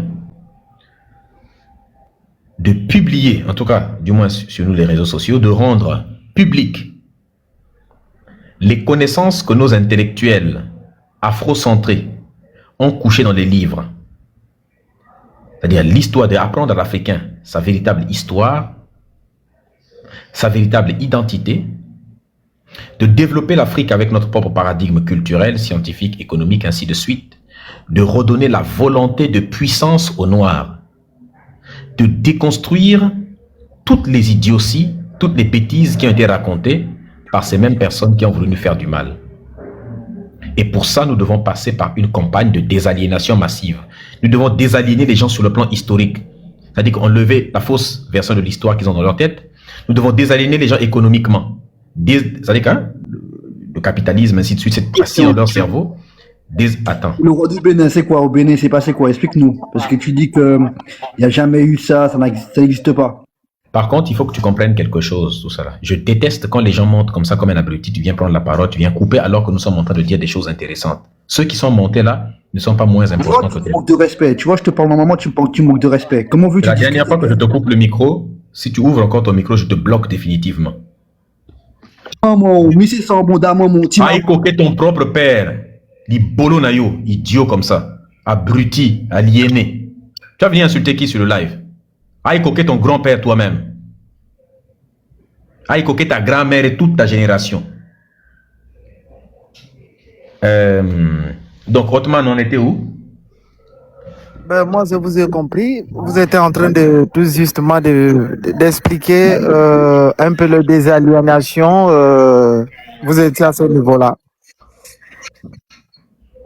Oui, donc, tu vois, ce sont des aliénés comme ça. Et c'est cette aliénation-là qui nous crée beaucoup de problèmes. C'est ça qu'on appelle l'aliénation historique. Des fumeurs de banga qui sillonnent sur des lives au lieu d'écouter ce que l'on dit. Bloquez-moi ça, s'il vous plaît. D'accord, monsieur Medusa. Ma dernière question. J'ai toujours pris cette image de la Chine. C'est-à-dire que si cette Chine-là, elle a subi aussi la colonisation, certainement, mais sauf que en subissant ça, c'est un peu différent. Maintenant, moi, la question que j'aimerais vous poser vraiment en toute humilité, sans vous sidérer, parce que si aujourd'hui on parle de désaliénation, moi, je pense que tous les Africains, tous, que tu sois musulman, que tu sois chrétien, que tu sois kémite, moi, je pense qu'on est tous aliénés. Pourquoi je le dis? On est tous aliénés. Non, je vais dire pourquoi on est aliénés. Pourquoi je vais vous le dire? Vous voyez aujourd'hui, ça va nous faire mal. Pourquoi? Parce que moi, je me dis, monsieur Medusa, vous-même aussi, on est dedans. Pourquoi je le dis? Parce que vous, aujourd'hui, vous vous exprimez. Moi, j'aurais voulu que vous, en tant que kémite, sincèrement, vous vous exprimez au moins dans une langue. Mais la langue dont vous êtes en train de vous exprimer aussi n'est pas la nôtre. Donc, ce qui fait en sorte que, ce n'est pas un élément. Non, je dis que nous sommes tous aliénés linguistiquement aussi, culturellement, tout. L'Afrique a subi toutes sortes d'aliénations. Donc, si on doit... Je t'explique, pas du tout. Je parle cette langue africaine. Je serai aliéné le jour où je ne parlerai que la langue du Coran et que je ne connaîtrai aucune langue de chez moi. Je parle cette langue africaine, donc je ne subis pas d'aliénation linguistique. Cette langue africaine, frère. On ne peut pas me qualifier quand même d'aliéné. Le français, lui, ne parle que le français chez lui. Le russe ne parle que le russe. Mais nous, en Afrique... Attends. Mais monsieur Medusa, combien de Kémites parlent cette langue comme vous? Ou combien des Africains ont cette capacité? Combien des Africains... D'abord, regarde, dans un problème, il y a ce qu'on appelle des éléments fondamentaux et des éléments subsidiaires. Ce que tu dis là, c'est comme si on te pointait la lune et puis toi, tu regardes le doigt. Peu importe la langue dans laquelle je suis en train de t'exprimer une vérité. C'est la vérité qui t'intéresse ou bien la langue dans laquelle la vérité est exprimée. Le problème de la langue est un problème. Mais c'est un problème qui est facile à régler. Pour le régler, il faut d'abord atteindre un État fédéral africain. Quand on aura un État fédéral africain qui est l'objectif l'un des objectifs fondamentaux du mouvement kémite, eh bien cet État fédéral pourra choisir une langue, n'est-ce pas, qui deviendra une langue véhiculaire. C'est-à-dire que non pas, on va pas écraser les autres langues parce qu'elles doivent exister, ça fait partie de notre propre patrimoine culturel, mais on prendra une langue que tout le monde pourra parler. Les Européens, qu'est-ce qu'ils ont fait? Les Européens, à un moment donné, ils n'ont pas imposé une langue en tant que telle. Mais en fait, il y a des langues comme ça qui vont... Il y a une langue, tu verras, qui va s'installer comme ça, qui va devenir pratique. L'anglais, ils ont créé l'Union européenne. Ils n'ont pas d'abord pris ces histoires de langue-là. Ils ont créé l'Union européenne. Et puis, bon, ils ont commencé à tout faire en anglais. Et comme tout le monde a commencé à adopter l'anglais facilement, c'était beaucoup plus facile pour eux. Donc, tu comprends. Donc, le fait de parler de la question de langue là n'est pas un problème. Nous parlons français, on le sait. C'est la langue de l'autre, la langue des autres, ce n'est pas notre langue. Mais dans l'état actuel, on n'a pas le choix. Nous ne parlons pas français par choix. On parle français parce qu'on en est obligé, on est contraint. Parce que toi, c'est un peu différent. Il y a tes frères et sœurs qui sont encore aliénés et qui ne voient pas l'importance de travailler sur des questions de langue en Afrique. Mais ça a déjà été réglé. Cheikh Anta Diop a déjà écrit dans les livres ce genre de choses-là. Il nous faudra une langue africaine. Une langue commerciale, une langue diplomatique, une langue qu'on enseignera dans toutes les écoles africaines qui permettra aux Africains d'échanger entre eux sans avoir besoin. Ça peut être, je sais pas moi, le Yoruba, le Lingala, le Bambara. Bref, on prendra une langue de Kikongo, le Swahili, on prendra une langue, on la met tout, peu importe la langue que ce sera. On va tous l'apprendre. Les grandes personnes vont un peu râler, vont crier parce qu'ils voudraient que ce soit la langue de chez eux. Mais les enfants à qui on va enseigner ça à l'école, il suffit juste que les présidents africains se mettent d'accord. Mais si tous les présidents, par exemple d'Afrique de l'Ouest, étaient des Kémites, ben c'est comme, c'est même pas un problème, ils vont tous faire ça. Quand on est Kémite, on n'a pas, là, il faut que ce soit ma langue. On sait qu'on a un but commun. Peu importe, dès que c'est une langue africaine, le problème est résolu. Peu importe la langue qu'on prendra. Si tous les présidents d'Afrique centrale sont des Kémites, rien que dans l'Afrique centrale, ils vont déjà prendre une langue, n'est-ce pas, commune, une langue qu'ils vont commencer à enseigner partout. Est-ce que tu comprends? D'accord, ma dernière préoccupation, parce qu'il y a des autres qui doivent aussi parler. Je pense que je vais m'abonner à vous pour on essaie un peu d'échanger. Maintenant, ma dernière préoccupation, parce que j'ai compris que les Africains reviennent de l'Égypte antique. Alors, je pense après avoir fait les recherches, on nous a dit on avait tout ce qu'il fallait. Et moi, je me rends compte que c'est comme si aujourd'hui, vous, monsieur Médusa, vous êtes créateur, par exemple, de TikTok. Donc, quelqu'un vient, vous arrache un téléphone, il part avec. Est-ce que si quelqu'un vient vous arracher ce téléphone, il va avec? Il a arraché un élément de vous, mais sauf qu'il n'a pas arraché la connaissance que vous avez. Parce que la connaissance, c'est vous qui avez développé cet élément pour fabriquer ce téléphone. Mais moi, ce qui m'intrigue, ça n'engage que moi personnellement. La question que je me pose, pourquoi l'Afrique peut avoir cette science, par exemple des pyramides, à un niveau tellement élevé? Chaque fois quand je dors, monsieur Médusa, je réfléchis sur ça. Mais comment vous pouvez avoir autant de connaissances? Les gens quittent de chez eux, ils viennent, ils vous briment, et subitement, ils partent avec tout. Vous n'avez plus la capacité de fabriquer quoi que ce soit. C'est cette partie que je n'arrive pas à comprendre. Parce qu'aucun peuple ne peut avoir la capacité de fabriquer quoi que ce soit quand sa première préoccupation, c'est d'abord de survivre à une extermination qui s'abat sur lui. Nous avons subi le plus grand crime contre l'humanité, les pires horreurs que tu peux imaginer qu'on peut faire sur un être humain. Il y a même des colonisateurs qui mangeaient la chair des esclaves dans les champs de plantation. C'est-à-dire que quand on te cite tout ce que nous avons subi, il y a des choses même que la décence m'empêche de dire. Il y a des horreurs que nous avons subies que la décence m'empêche de nommer. Quand un peuple subit des crimes contre l'humanité, c'est pas comme les autres, on les a cramés 6 millions, c'est fini.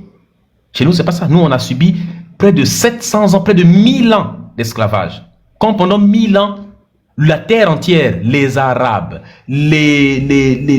toutes les populations européennes et arabes, n'ont pour seul objectif que le but n'était pas de nous faire du mal uniquement. Le but était de nous exterminer, de nous rayer de la carte. Les gens ont même écrit dans des livres leurs idéologies qu'il fallait qu'on disparaisse. C'était ça l'objectif. C'est parce que nous avons été tellement forts qu'on n'a pas... Et ça continue jusqu'à aujourd'hui d'une certaine manière. Donc, quand un peuple s'abat sur lui les pires crimes contre l'humanité, sa première préoccupation, c'est d'abord la survie. Il n'a pas d'abord le temps de... Tu ne peux pas fabriquer quelque chose. Tu ne peux pas inventer des choses quand tu dois. Mais malgré ça, je te rappelle que les Noirs inventent des choses dans des champs, dans des maisons, qu'on appelle ça, dans des colonies. On a plusieurs exemples dans l'histoire où les inventions qui étaient faites par des Noirs dans des colonies étaient piquées par des colonisateurs. Les inventions qui sont faites par des Noirs dans des champs de plantation étaient souvent appropriées. On se les appropriait et ils partaient. La plupart de vos grands scientifiques, Graham Bell n'a pas inventé le téléphone. Graham Bell n'a pas inventé le téléphone. L'autre là, comment on l'appelle? Alors toi, voilà, comme ça c'est résolu. On t'avait donné un ultimatum, tu n'avais pas entendu. Graham Bell, il n'a pas inventé ça. L'ampoule, on vous dit que c'est Thomas Edison. Thomas Edison, il est considéré comme le plus grand inventeur. Il n'a rien inventé. Thomas Edison était un voyou, n'est-ce pas? C'était un homme d'affaires qui avait l'argent, qui avait l'habitude de faire de l'extorsion. C'est-à-dire que toi, tu es un noir, tu as inventé quelque chose, on sait que tu es discriminé dans cette société qui était ségrégationniste à l'époque. Hein? Donc, quelque part, pour savoir un peu les Thomas Edison et tous les autres, tu prends ségrégationniste, tu prends ségrégat, et puis ce qui reste là, ça t'annonce déjà la couleur, n'est-ce pas? Donc, comme il avait le sens de l'argent, donc, quelque part, il a pris il achetait les brevets. Il venait, il va, et souvent, moi, ton brevet. Il te donne un prix ridicule, lui, il part se déclarer inventeur, et puis il gagne de l'argent, il se fait de l'oseille avec ce brevet-là. Si tu refusais, on vient te menacer pour te forcer à céder le brevet. Et quand tu es un noir, tu vas te plaindre devant les tribunaux, on va te dire, tu accuses qui? Un blanc. En plus, Thomas Edison. Mais il a l'argent, toi, tu n'es rien du tout. Il n'a jamais rien inventé, le Thomas Edison. Bon, c'est pour t'expliquer quoi? C'est pour t'expliquer que, attends, c'est pas fini. Deuxième, ça c'est la première chose. La deuxième chose, le deuxième volet de la réponse, c'est le 8 Latimer exactement. Deuxième volet de la réponse à ta question. Les peuples qui inventent, qui sont des peuples noirs de l'époque, ils n'inventaient pas dans le but d'aller pulvériser le voisin. On inventait pour améliorer nos conditions de vie. On inventait, voilà pourquoi nous avons développé les égouts, les toilettes, les châteaux, les premiers châteaux forts là, c'est au Soudan, hein. Les temples, l'architecture donc, la géométrie, l'algèbre, les chiffres, hein, les chiffres avec les nombres, tout ce qui va avec, l'écriture, l'alphabet, la médecine, n'est-ce pas, l'urbanisme, toutes ces choses-là, c'est en Afrique que c'est apparu. L'astronomie, n'est-ce pas, parce qu'il fallait observer les étoiles. Parce qu'en Afrique, on trouve des observatoires qui datent de plus de 20 000 ans. C'est-à-dire qu'en Afrique, on trouve des observatoires. Chez les Dogons, on a trouvé des observatoires de plus de, je sais pas, de plusieurs millénaires. 10 000 ans, il y a 10 000 ans, les Dogons observaient le ciel. Ils ont détecté des étoiles telles que Sirius B. Quand tu vois des observatoires, des trucs tels que le calendrier lunaire que l'on retrouve à Nabda Playa. Bon, pour faire des observations, donc l'Africain observait le ciel depuis avant que le blanc même n'existe pas, puisqu'il y a 20 000 ans, il n'y avait aucun blanc sur Terre. Mais pour observer la nature, il faut être, ça suppose la stabilité. Parce qu'un peuple qui observe, c'est un peuple qui est stable. Il faut bâtir des civilisations qui sont des civilisations stables, sédentaires. Là, maintenant, vous pouvez entreprendre. Et les observations en question ne se faisaient pas en 2-3 jours. C'est des observations qui prenaient des millénaires même. Ça prenait des siècles. Pendant des siècles, on observe pour comprendre les étoiles, pour comprendre tout ça là. Ça prend des siècles. Et donc, ça suppose des gens qui ont des institutions qui sont stables. Mais si vous avez des civilisations stables, ça suppose d'avoir des institutions stables aussi. Mais qui suppose aussi des observations pendant des millénaires. Ça veut dire que vous avez un système pour consigner ce que... Parce que les gens vont mourir. Mais les gens qui meurent là, ils doivent consigner ça quelque part. Donc il y avait une tradition de transmission d'informations, de transmission des savoirs, des observations qui ont été faites sur la nature. Et c'est comme ça que la médecine naît. Il faut des bases de données. C'est comme ça que l'écriture naît, c'est comme ça que, même sans l'écriture, les Africains développaient plusieurs systèmes pour transmettre l'information. C'est ça qu'on appelle l'école. Des endroits où on échange d'informations aux descendants. Des peuples comme ça c'est comme ça que nous inventons, à force d'observer la nature, on a pu comprendre comment la nature soigne à travers ces plantes, des éléments. On a pu développer des techniques pour soigner, des techniques pour... C'est comme ça que la science, en gros, naît. Même l'écriture. Écriture, c'est quoi? C'est Médou. Médou qui veut dire, ça vient de Med, n'est-ce pas? Qui veut dire écriture, n'est-ce pas? Et écrit, qui veut dire les écrits. Maintenant, Médou, ça veut dire un écrit, pardon. C'est un écrit. Maintenant, Médou, le ou là, c'est le pluriel en hiéroglyphe. Hein?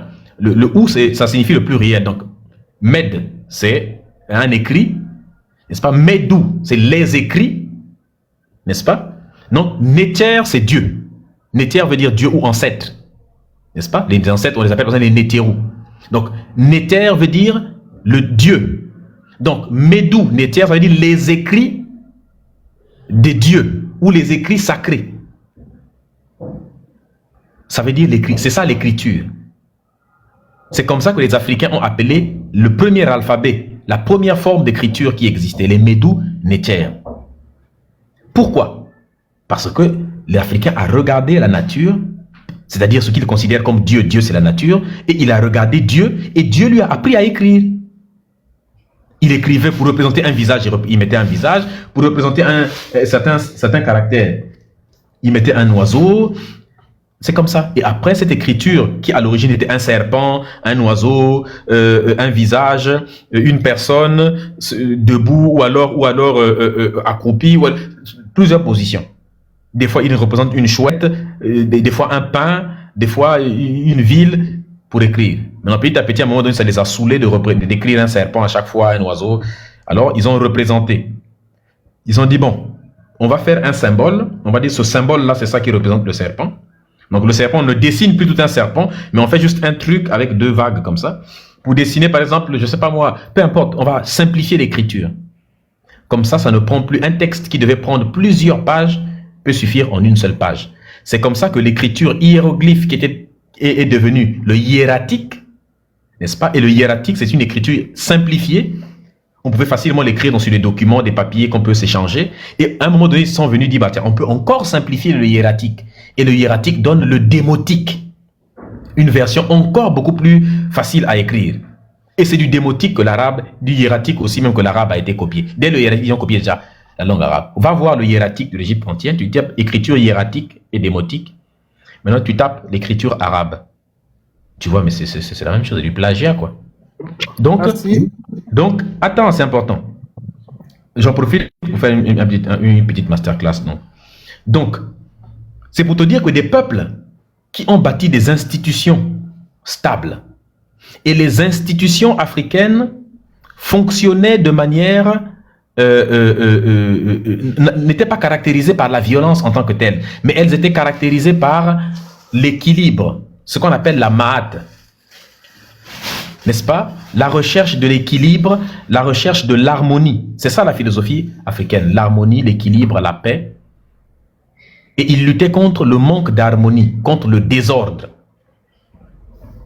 Et donc, et en plus, l'Africain vit dans un endroit du monde où c'est quand même un paradis sur terre. Il a la pluie, il a le désert, il a les rivières, il a les océans, il a les cours, tous les types de cours d'eau. Il y a des fleuves, des lacs, il y a la verdure, il y a tout. Il peut faire l'agriculture, l'élevage, il peut transformer. Le sous-sol aussi est riche. Et contrairement à l'idée reçue, on n'a pas attendu les gens de l'extérieur pour venir nous apprendre à extraire les choses dans notre sous-sol. Au Monomotapa, je le dis toujours, d'ici là, on a retrouvé 4000 sites dans lesquels on extrayait du bronze, de l'étain, ainsi de suite. La civilisation de Ile-Ife, ils extrayaient bien du cuivre, de l'or, du bronze, des choses dans le sous-sol pour fabriquer, et du fer pour fabriquer des statues qui existent encore jusqu'à aujourd'hui. Donc, on n'a pas eu besoin de l'occidental pour prendre ça. On a retrouvé, dans l'empire du Ghana, il y avait du verre sur, comment on appelle ça, sur le château, n'est-ce pas, du temple qui se trouve toujours aujourd'hui en Mauritanie, que vous pouvez aller trouver, le temple qui date de l'empire du Ghana. Le verre, c'est quoi? Il fallait prendre du sable, c'est du silicium, le chauffer. Donc, est-ce que vous voyez un peu? Toutes ces choses-là, on retrouve en Afrique. Les statues que l'on retrouve qui datent depuis plusieurs millénaires en Afrique. Les épées qui se trouvent au British Museum, là. Les épées de tout genre, qui datent depuis plusieurs millénaires avant Jésus-Christ. Mais c'est d'abord prendre... Comment l'Africain a su qu'il faut prendre le fer? Il a pu reconnaître un minerai de fer d'abord même. Il faut l'intelligence pour savoir que ça c'est un minerai de fer, ça c'est un minerai de cuivre, ça c'est un minerai de ceci, de cela. De le faire fondre, développer des techniques pour le faire fondre avec des fourneaux, n'est-ce pas? Et ensuite, travailler le fer, taper dessus pour arranger, pour créer. C'est ce qu'on appelle extraire la matière première, transformer la matière première et donner un produit fini. Est-ce que l'Afrique... Donc quand les Blancs nous disent aujourd'hui, ouais, mais si on quitte l'Afrique, vous ne saurez pas exploiter les matières premières. Mais pourquoi vous ne quittez pas? Montrez-nous alors. Vous dites que si si on vous laisse les matières premières, vous ne saurez pas les exploiter. On parie. Vas-y, quitte l'Afrique, on va voir. C'est ce que je dis souvent aux Blancs. On fait un pari alors, quitte. Tu verras que toi, tu vas commencer à te balader en caleçon en cours de route parce que tu n'auras plus d'argent. Et on va voir qui va faire la même chose. C'est complètement dingue. Donc, c'est pour t'expliquer que des civilisations comme ça, c'est pour aller où que je t'explique tout ça? C'est pour te montrer que des civilisations comme ça n'avaient pas besoin de l'extérieur. Or, de l'autre côté, il se passait quoi? Pendant que l'Africain développait toutes les choses que je te cite là, l'Europe, il vivait encore dans des grottes. Il vivait encore dans les grottes. Quand tu lis les travaux de Diop, ou bien même le livre, ce que tout le monde peut lire de manière simple, vous lisez de l'origine africaine du savoir grec, de Nusere Kanada Omotunde. Il te démontre, ou bien même vous lisez The Destruction of Black Civilization de Chancellor Williams. Ou bien vous lisez le livre ça aussi je vous le conseille, de George James, The Stolen Legacy, l'héritage volé en français. Tous les livres que je vous cite sont dans le groupe Telegram, vous pouvez trouver ça gratuitement. Les risques qu'on prend pour vous donner des livres, et c'est des classiques que je vous cite, c'est pas des livres façon bracata comme ça, non, c'est des classiques. C'est des classiques. Quand vous lisez dans Stolen Legacy, George James te montre, mais c'est dingue, à quel point tout a été piqué, volé en Afrique. Il vous démontre que les Grecs sont considérés comme les civilisateurs du monde. Quand vous lisez Antériorité des civilisations, mythe ou vérité historique de Cheikh Anta Diop, ou même le simple National Agriculture, il vous montre cela. Donc, il vous démontre, même dans l'Afrique noire précoloniale, en fait, tout est partout. Il te démontre que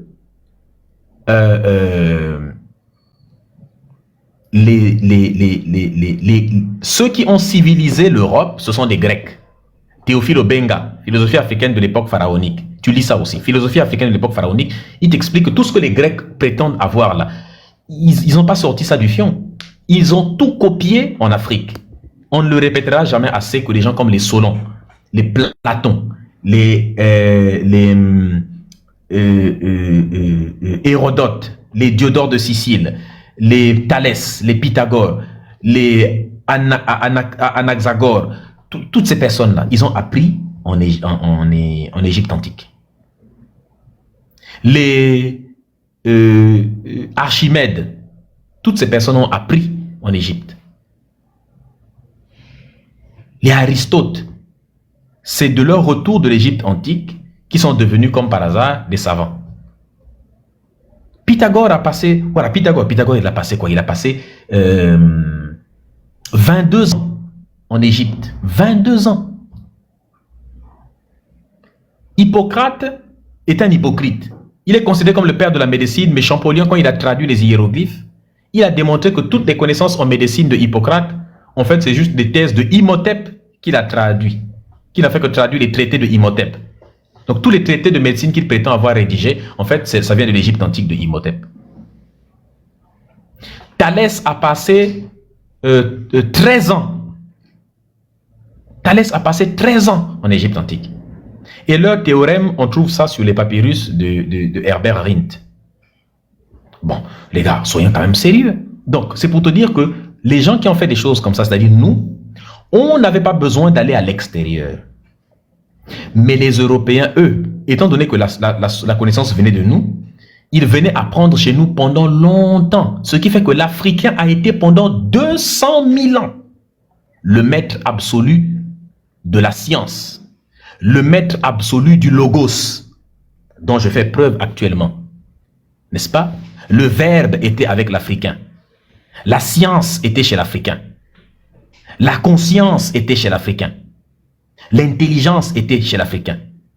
Les gens venaient, la philosophie était chez l'Africain. La littérature, tout, les arts. Et tout le monde, l'Afrique était le centre incontesté des connaissances. C'est l'histoire qui veut ça.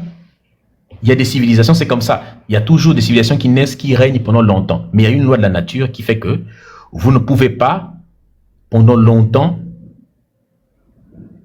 être au-dessus. À un moment donné, vous naissez, vous grandissez, et puis vous allez décliner. C'est comme ça. Et après, vous pouvez remonter. Donc pendant 200 000 ans, on a régné. Bah, c'est comme ça, malheureusement. C'est la nature qui veut ça. Tout est cyclique, on dit. Tout est un cycle. À un moment donné, il faut laisser la place aux autres aussi, et vous allez revenir vous aussi au sommet plus tard.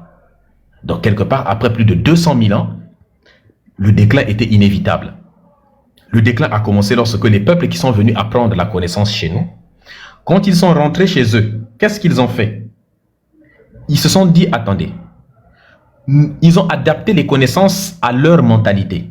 Pendant que vous, les Africains, vous avez une mentalité qui vous pousse à développer d'abord les conditions de vie, créer les villes, des choses comme ça, l'architecture, des trucs comme ça. Eux, ils ont tellement vécu dans le froid que la survie était indispensable. Et donc, c'est des peuples qui, c'est la logique de la survie qui compte. La vie, leur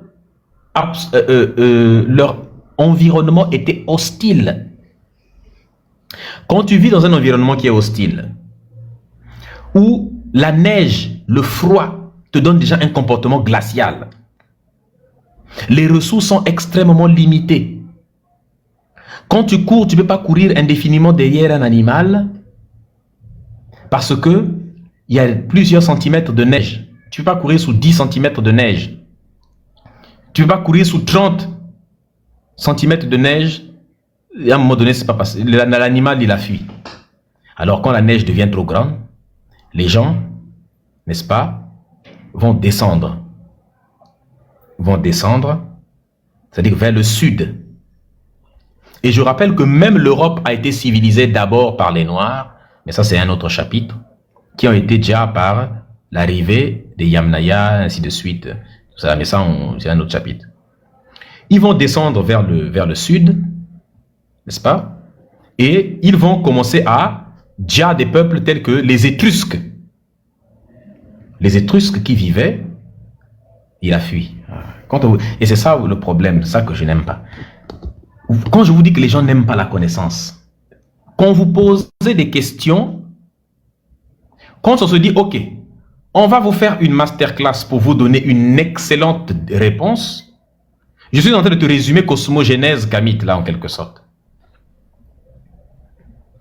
Mais vous n'aimez pas les réponses intelligentes comme ça, des masterclass de ce genre. Vous n'aimez pas les réponses bien. Dès qu'on commence à faire une réponse très structurée, oh, mais c'est trop lent. Et voilà, il a fui.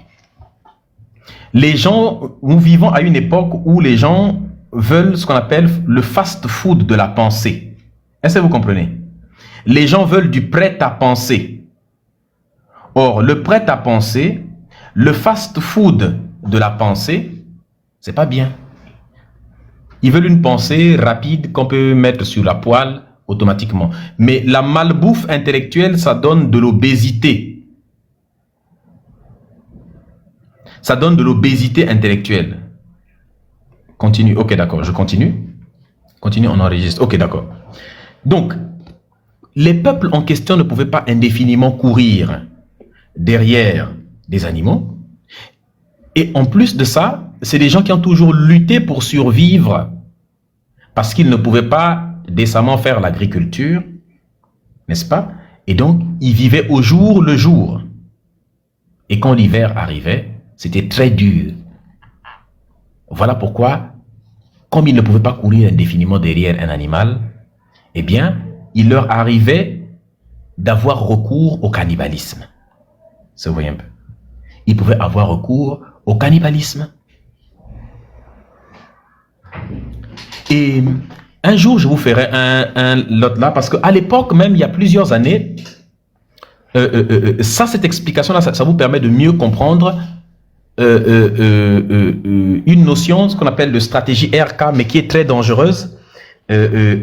C'est très complexe. Je ne sais pas s'il y a des gens qui sont familiers avec ce qu'on appelle la stratégie R et la stratégie d'évolution K. Je vous ferai un live peut-être pour ça, mais c'est un peu complexe. C'est des notions que je n'aime pas trop aborder parce que ça peut embrouiller les gens. Mais c'est des notions qui sont très complexes. Il y a un jeune là qui a fait une vidéo sur la stratégie RK. J'aimerais bien le corriger sur ça parce moi aussi, quand j'avais lu à l'époque sur la stratégie RK, ça m'avait semblé très logique, cohérent. Mais après, j'ai compris que cette stratégie est très problématique. Donc, on pourra développer ça plus tard. Donc, ce n'est pas de la stratégie RK pour ceux qui connaissent. C'est pas vraiment ça. Mais ça démonte même l'idée de la stratégie RK qui a été un petit peu, qui penche un peu du côté de ceux qui ont élaboré cette théorie-là, par les Européens. Donc, revenons à ce que je disais. Ils vont descendre vers le sud. On sait qu'avant, par exemple, que l'autre imposteur de Christophe Colomb, dont on dit qu'il a découvert l'Amérique alors que c'est faux, les Vikings partaient déjà là-bas. Les Vikings, on a des preuves des Vikings qui échangeaient déjà, qui partaient chercher des fourrures vers le nord vers l'Amérique du Nord et jusqu'en Afrique.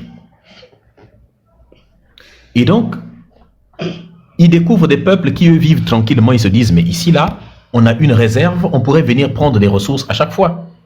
Et donc, ces Européens vont commencer à attaquer les peuples. Ils vont d'abord commencer par négocier. Mais quand toi, tu n'as rien à offrir, moi, l'Africain, j'ai tout. Toi, tu n'as rien à venir m'offrir. Tu viens chez moi, tu vois que j'ai des fourrures partout, il y a des animaux partout, la chasse, et vraiment faire la chasse chez moi, c'est incroyable. L'agriculture, il y a tout. Mais toi, tu n'as rien à m'offrir.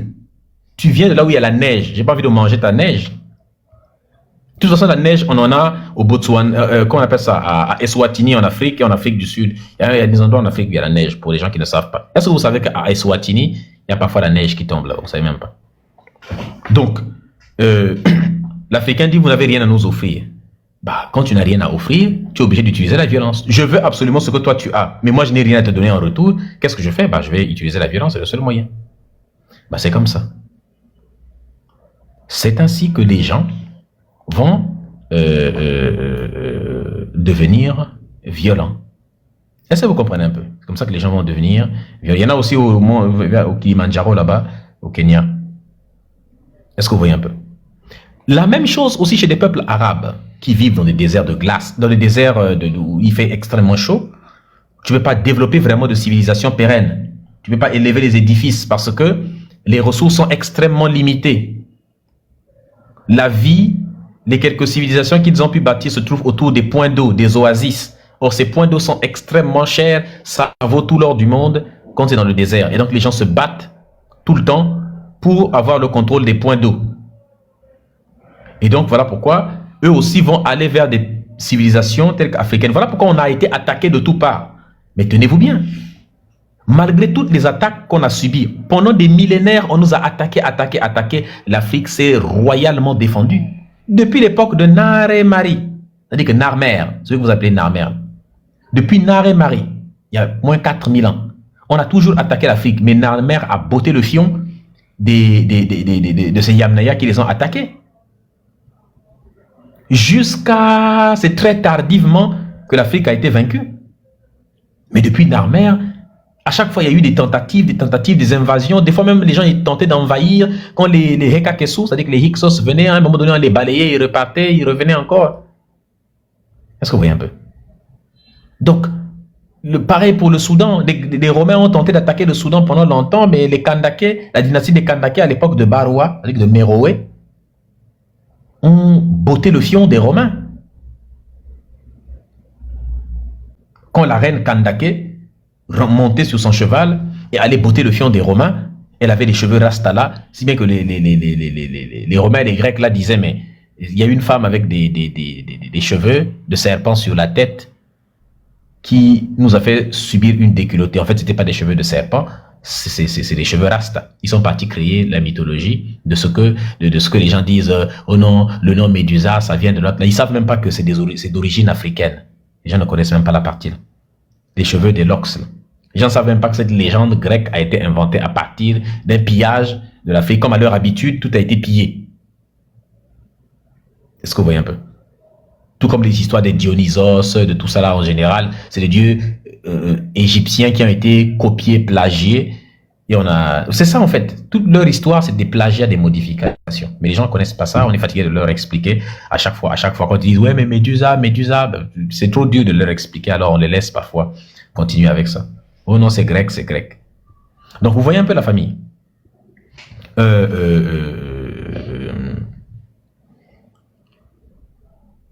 Donc, les Arabes aussi vont venir nous envahir, attaquer pendant longtemps. La question que vous pouvez vous dire, mais pourquoi nous aussi on n'attaquait pas? On se défendait violemment. Mais vous devez comprendre que quand un peuple sent que pour sa survie, il doit attaquer. C'est comme certaines personnes sur TikTok. Il y a des gens qui peuvent se dire, mais pourquoi cette personne-là est en train de faire du harcèlement envers quelqu'un qui fait ses lives tranquille? Pourquoi ce harcèlement-là? Alors que chacun paye sa connexion Internet, chacun est tranquille. Parce qu'il y a des gens qui se disent, pour que je survive sur TikTok, je dois attaquer ceux qui me font de l'ombre. Quand tu as quelqu'un qui a un charisme naturel, n'est-ce pas, l'aura est naturelle, tu dois l'attaquer parce que depuis qu'il est là, toi, les gens ne te suivent plus partout. Les gens ne viennent plus t'écouter réellement. C'est-à-dire que le fait que lui, il soit là, ça gêne ta visibilité parce que toi, tu n'en as pas. Pour lui, là, c'est plus naturel. Et les gens aiment plus lui, là. Alors, ça va te pousser. Tu vas voir là, quelqu'un va s'acharner, aller attaquer, aller harceler quelqu'un.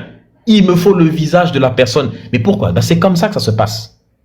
C'est comme c'est un comportement de Yamnaya à l'époque. Et souvent, les Noirs qui se comportent comme ça, c'est ceux qui ont été élevés et qui ont grandi avec des amis Yamnaya dans un univers de Yamnaya. Ils ont adopté les comportements, des instincts grégaires de Yamnaya. Donc ces Yamnaya à l'époque se disaient, mais il nous faut absolument aller attaquer les Africains.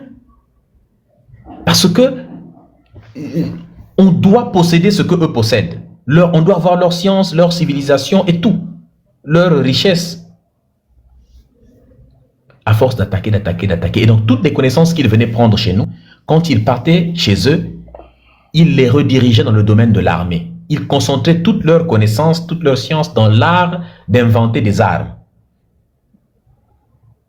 Et à un moment donné, l'Africain, après plusieurs millénaires, forcément, l'Africain n'était pas habitué à donner trop d'argent dans le développement des armes plutôt que dans le développement de la médecine, de l'architecture, des choses comme ça.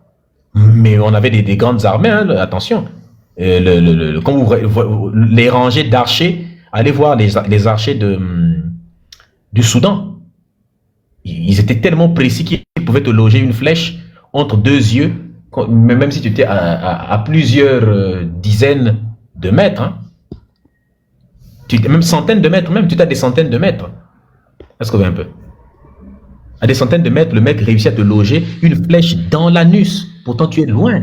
Tu es à 200 mètres. Quand vous regardez 200 000 soldats pour l'Empire du Ghana, à l'Empire du Ghana, ils avaient 200 000 soldats, les amis. 200 000 soldats. Du Soudan, oui, c'était le Soudan. À l'Empire du Ghana, 200 000 soldats. C'était pas rien. Et des exemples comme ça, il y en a partout. Donc les Africains avaient des grandes armées. Mais c'est juste qu'avec le temps, les autres... Regardez même aujourd'hui, les Européens ont un comportement, ou les peuples occidentaux ont un comportement, qui est qu'ils ont tellement vécu dans des atmosphères qui est froid, et la psychologie évolutionniste te montre que certains peuples ont une psychologie liée à leur milieu de vie. Ça développe leur trait de caractère. Et les Allemands, vous voyez, les Allemands sont très froids, parce que c'est le froid, ils vivent tout dans le froid, donc forcément le comportement aussi est froid. Pareil pour les Norvégiens, et de tous les peuples dits scandinaves, là. Ils sont souvent très froids de comportement parce qu'ils vivent dans des endroits qui sont froids. Donc, quelque part, ça conditionne ta mentalité. Alors, les Européens, qu'est-ce qu'ils font? Ils prennent toutes leurs ressources pour diriger dans l'armée. Jusqu'à aujourd'hui, ça continue. Les plus grands budgets des pays occidentaux, c'est eux qui ont habitué tout le monde à dépenser plus d'argent dans le ministère de la Défense que n'importe quel ministère. Regardez les États-Unis. Il y a combien d'obèses là-bas? Billy Visfat, il est obèse, par exemple. Normal, mais lui, là, c'est diabète, moins de diabète. Si vous ne le voyez plus faire des lives sur TikTok, c'est qu'il a le diabète. Parce que, mais le diabète, c'est qu'il ne peut pas payer. C'est qu'il y a le diabète et qu'il ne peut pas payer. Parce que aux États-Unis, les frais de santé, ça ne rigole pas. Les frais de santé aux États-Unis, ça coûte cher. Sécurisez le live, s'il vous plaît, pour éviter les signalements. Les frais de santé, ça coûte effroyablement cher. C'est pas comme ici, là, où vous avez la carte vitale, vous avez vous avez plusieurs, vous avez la sécu, n'est-ce pas, où vous allez vous soigner un peu facilement, quoi. Là-bas, il n'y a pas de sécu, hein, il n'y a pas de sécurité sociale, il n'y a rien du tout. Il n'y a pas de carte vitale, il n'y a rien. Il n'y a aucune aide dans le domaine de la médecine. Moi, je ne comprends vraiment pas votre combat. Quelque part, il ne faut pas parfois en vouloir aux gens. Si tu ne comprends pas quelque chose, parfois, il ne faut pas en vouloir à la personne qui explique. Il y a des gens, tu peux lui expliquer quelque chose, même mot à mot. Même avec le langage des bébés, il ne va rien comprendre. Comment tu n'arrives pas à comprendre ce que... Oui, je suis juste, attendez, je parle à celui qui est dans les commentaires, je ne comprends pas. Tu m'as écrit pour te demander de te débloquer. Je t'ai débloqué pour que tu viennes écouter, mais même là, tu ne comprends pas. Là, je suis en train d'expliquer les choses de manière claire, avec un langage assez simple. J'aurais pu utiliser les mêmes formulations que dans les livres, ça aurait été beaucoup plus complexe. Mais si même ça, tu n'arrives pas à comprendre, qu'est-ce que tu vas comprendre? Des fois, si tu n'arrives pas à comprendre quelque chose, il ne faut pas en vouloir à celui qui explique. Parfois, c'est celui qui écoute, qui parfois, tu peux pas... Peu importe, on peut te mettre 20 personnes, malgré le degré de pédagogie, on ne peut pas dire que je ne sois pas pédagogue quand même. Donc, je continue, je termine ce que je disais. Et donc, aujourd'hui aussi, ils nous ont habitués à dépenser plus d'argent dans le fait d'attaquer. Toutes les connaissances qu'eux, ils avaient, ils amenaient ça dans la défense, mais nous, toutes les connaissances, on amenait d'abord dans l'amélioration de la vie. Si les États-Unis commencent à dépenser plus d'argent pour améliorer les conditions de vie, pour éviter qu'il y ait des pauvres dans les rues de New York, hein, dans les rues de San Francisco, qui sont des SDF, de tous ces drogués-là, pour éviter ça, dans les rues de Philadelphie, ainsi de suite, s'ils dépensent plus d'argent pour éviter ça, eh bien, vous verrez que ils n'auront plus assez d'argent pour donner dans le domaine de la défense. Donc, il y aura moins d'argent. Et donc, ils vont moins attaquer les autres pays parce qu'ils seront moins super armés. Ils vont plus craindre les représailles et des choses comme ça. Donc, voilà ce qui a fait que, voilà, c'est l'ensemble de tous ces éléments-là mélangés qui a fait que l'Afrique, malgré notre avancée, eh bien, on a été attaqué. C'est comme ça. Aujourd'hui, si tu trouves quelqu'un qui est très intelligent, tu le places devant un abruti qui soulève du fer toute la journée, celui qui est intelligent là, tu peux te mettre un petit génie. Un petit génie, tu le mets, lui il est capable, il a tout inventé. Chez lui là-bas, il a des ordinateurs, il est capable de te fabriquer un panneau solaire. Chez lui, il a fabriqué son propre panneau solaire à la maison, il a fabriqué sa propre télé à la maison, il a fabriqué son propre PC, il a tout fabriqué chez lui à la maison. Mais si tu le mets devant un catcheur qui est abruti, qui n'a rien dans la tête, tout dans les muscles, bah, il va le gifler, il va même le diable. Mais certains Africains, leur raisonnement, c'est de dire, mais si le type là était un génie et qu'il était intelligent, pourquoi il s'est fait déjà? Parce que l'autre en face de lui était un animal, quoi. Oui, mais pourquoi s'il était si intelligent, mais il n'aurait pas dû se faire déjà? Bah écoute, les brutes dans la vie attaquent ceux qui sont intelligents justement. Et ceux qui sont intelligents, ils passent pas leur temps uniquement à inventer des trucs pour t'attaquer. Des choses comme ça, il y en a qui sont intelligents, ils inventent des choses pour améliorer. Quelqu'un qui fabrique des frigos, qui fabrique des lave-linges, des lave-vaisselle, ça aide à faciliter le travail de la vie. Si tu parles de Dja, tu as déjà un intelligent. Mais tu vas pas l'accuser de s'être fait Dja. Donc il n'était pas vraiment intelligent parce qu'il s'est fait laisser Dja. C'est comme ça que les Africains raisonnent. Pourquoi on s'est fait coloniser alors que nous avions toutes les connaissances? C'est normal que des gens intelligents se fassent déjà par des animaux. On leur a donné l'intelligence et eux, ils ont pris ça, ils sont partis concentrer dans les armes. Donc, voilà un peu les éléments. Pour ça, bon, je vais m'arrêter par là parce qu'il y a tellement de choses.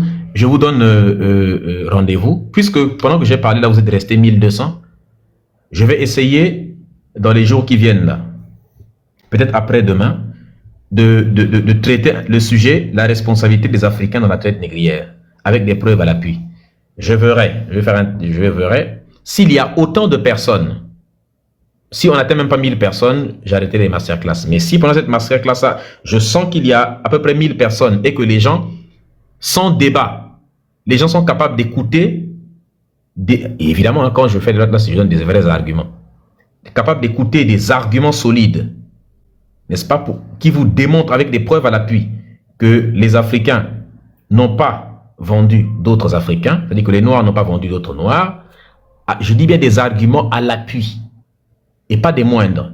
Et en mettant bien sûr au défi toutes les personnes. Et si vous êtes quelqu'un que vous pensez réellement que les Africains ont vendu d'autres Africains et que cet argument-là vraiment vous range le cerveau, s'il vous plaît, cette semaine-là, venez écouter. Vous allez apprendre beaucoup, beaucoup. Et jeudi là, il y aura l'Institut Anijard qui viendra ici aussi pour distribuer, je ne sais pas si c'est après-demain là ou quand, distribuer de l'enseignement. Ça va être incroyable. Tapotez le live s'il vous plaît, partagez le live, sécurisez massivement le live. Otep Ouedraogo, excuse-moi, je ne t'ai même pas salué. Comment tu vas? Médusa, bonsoir. Oui, bonsoir. Un instant, je salue Ouedraogo. Ouedraogo, tu es là? L'ancêtre, il s'est déplacé. Après, il va revenir. Shiman, oui, vas-y. Est-ce que tu es religieux? Bonsoir, Médusa.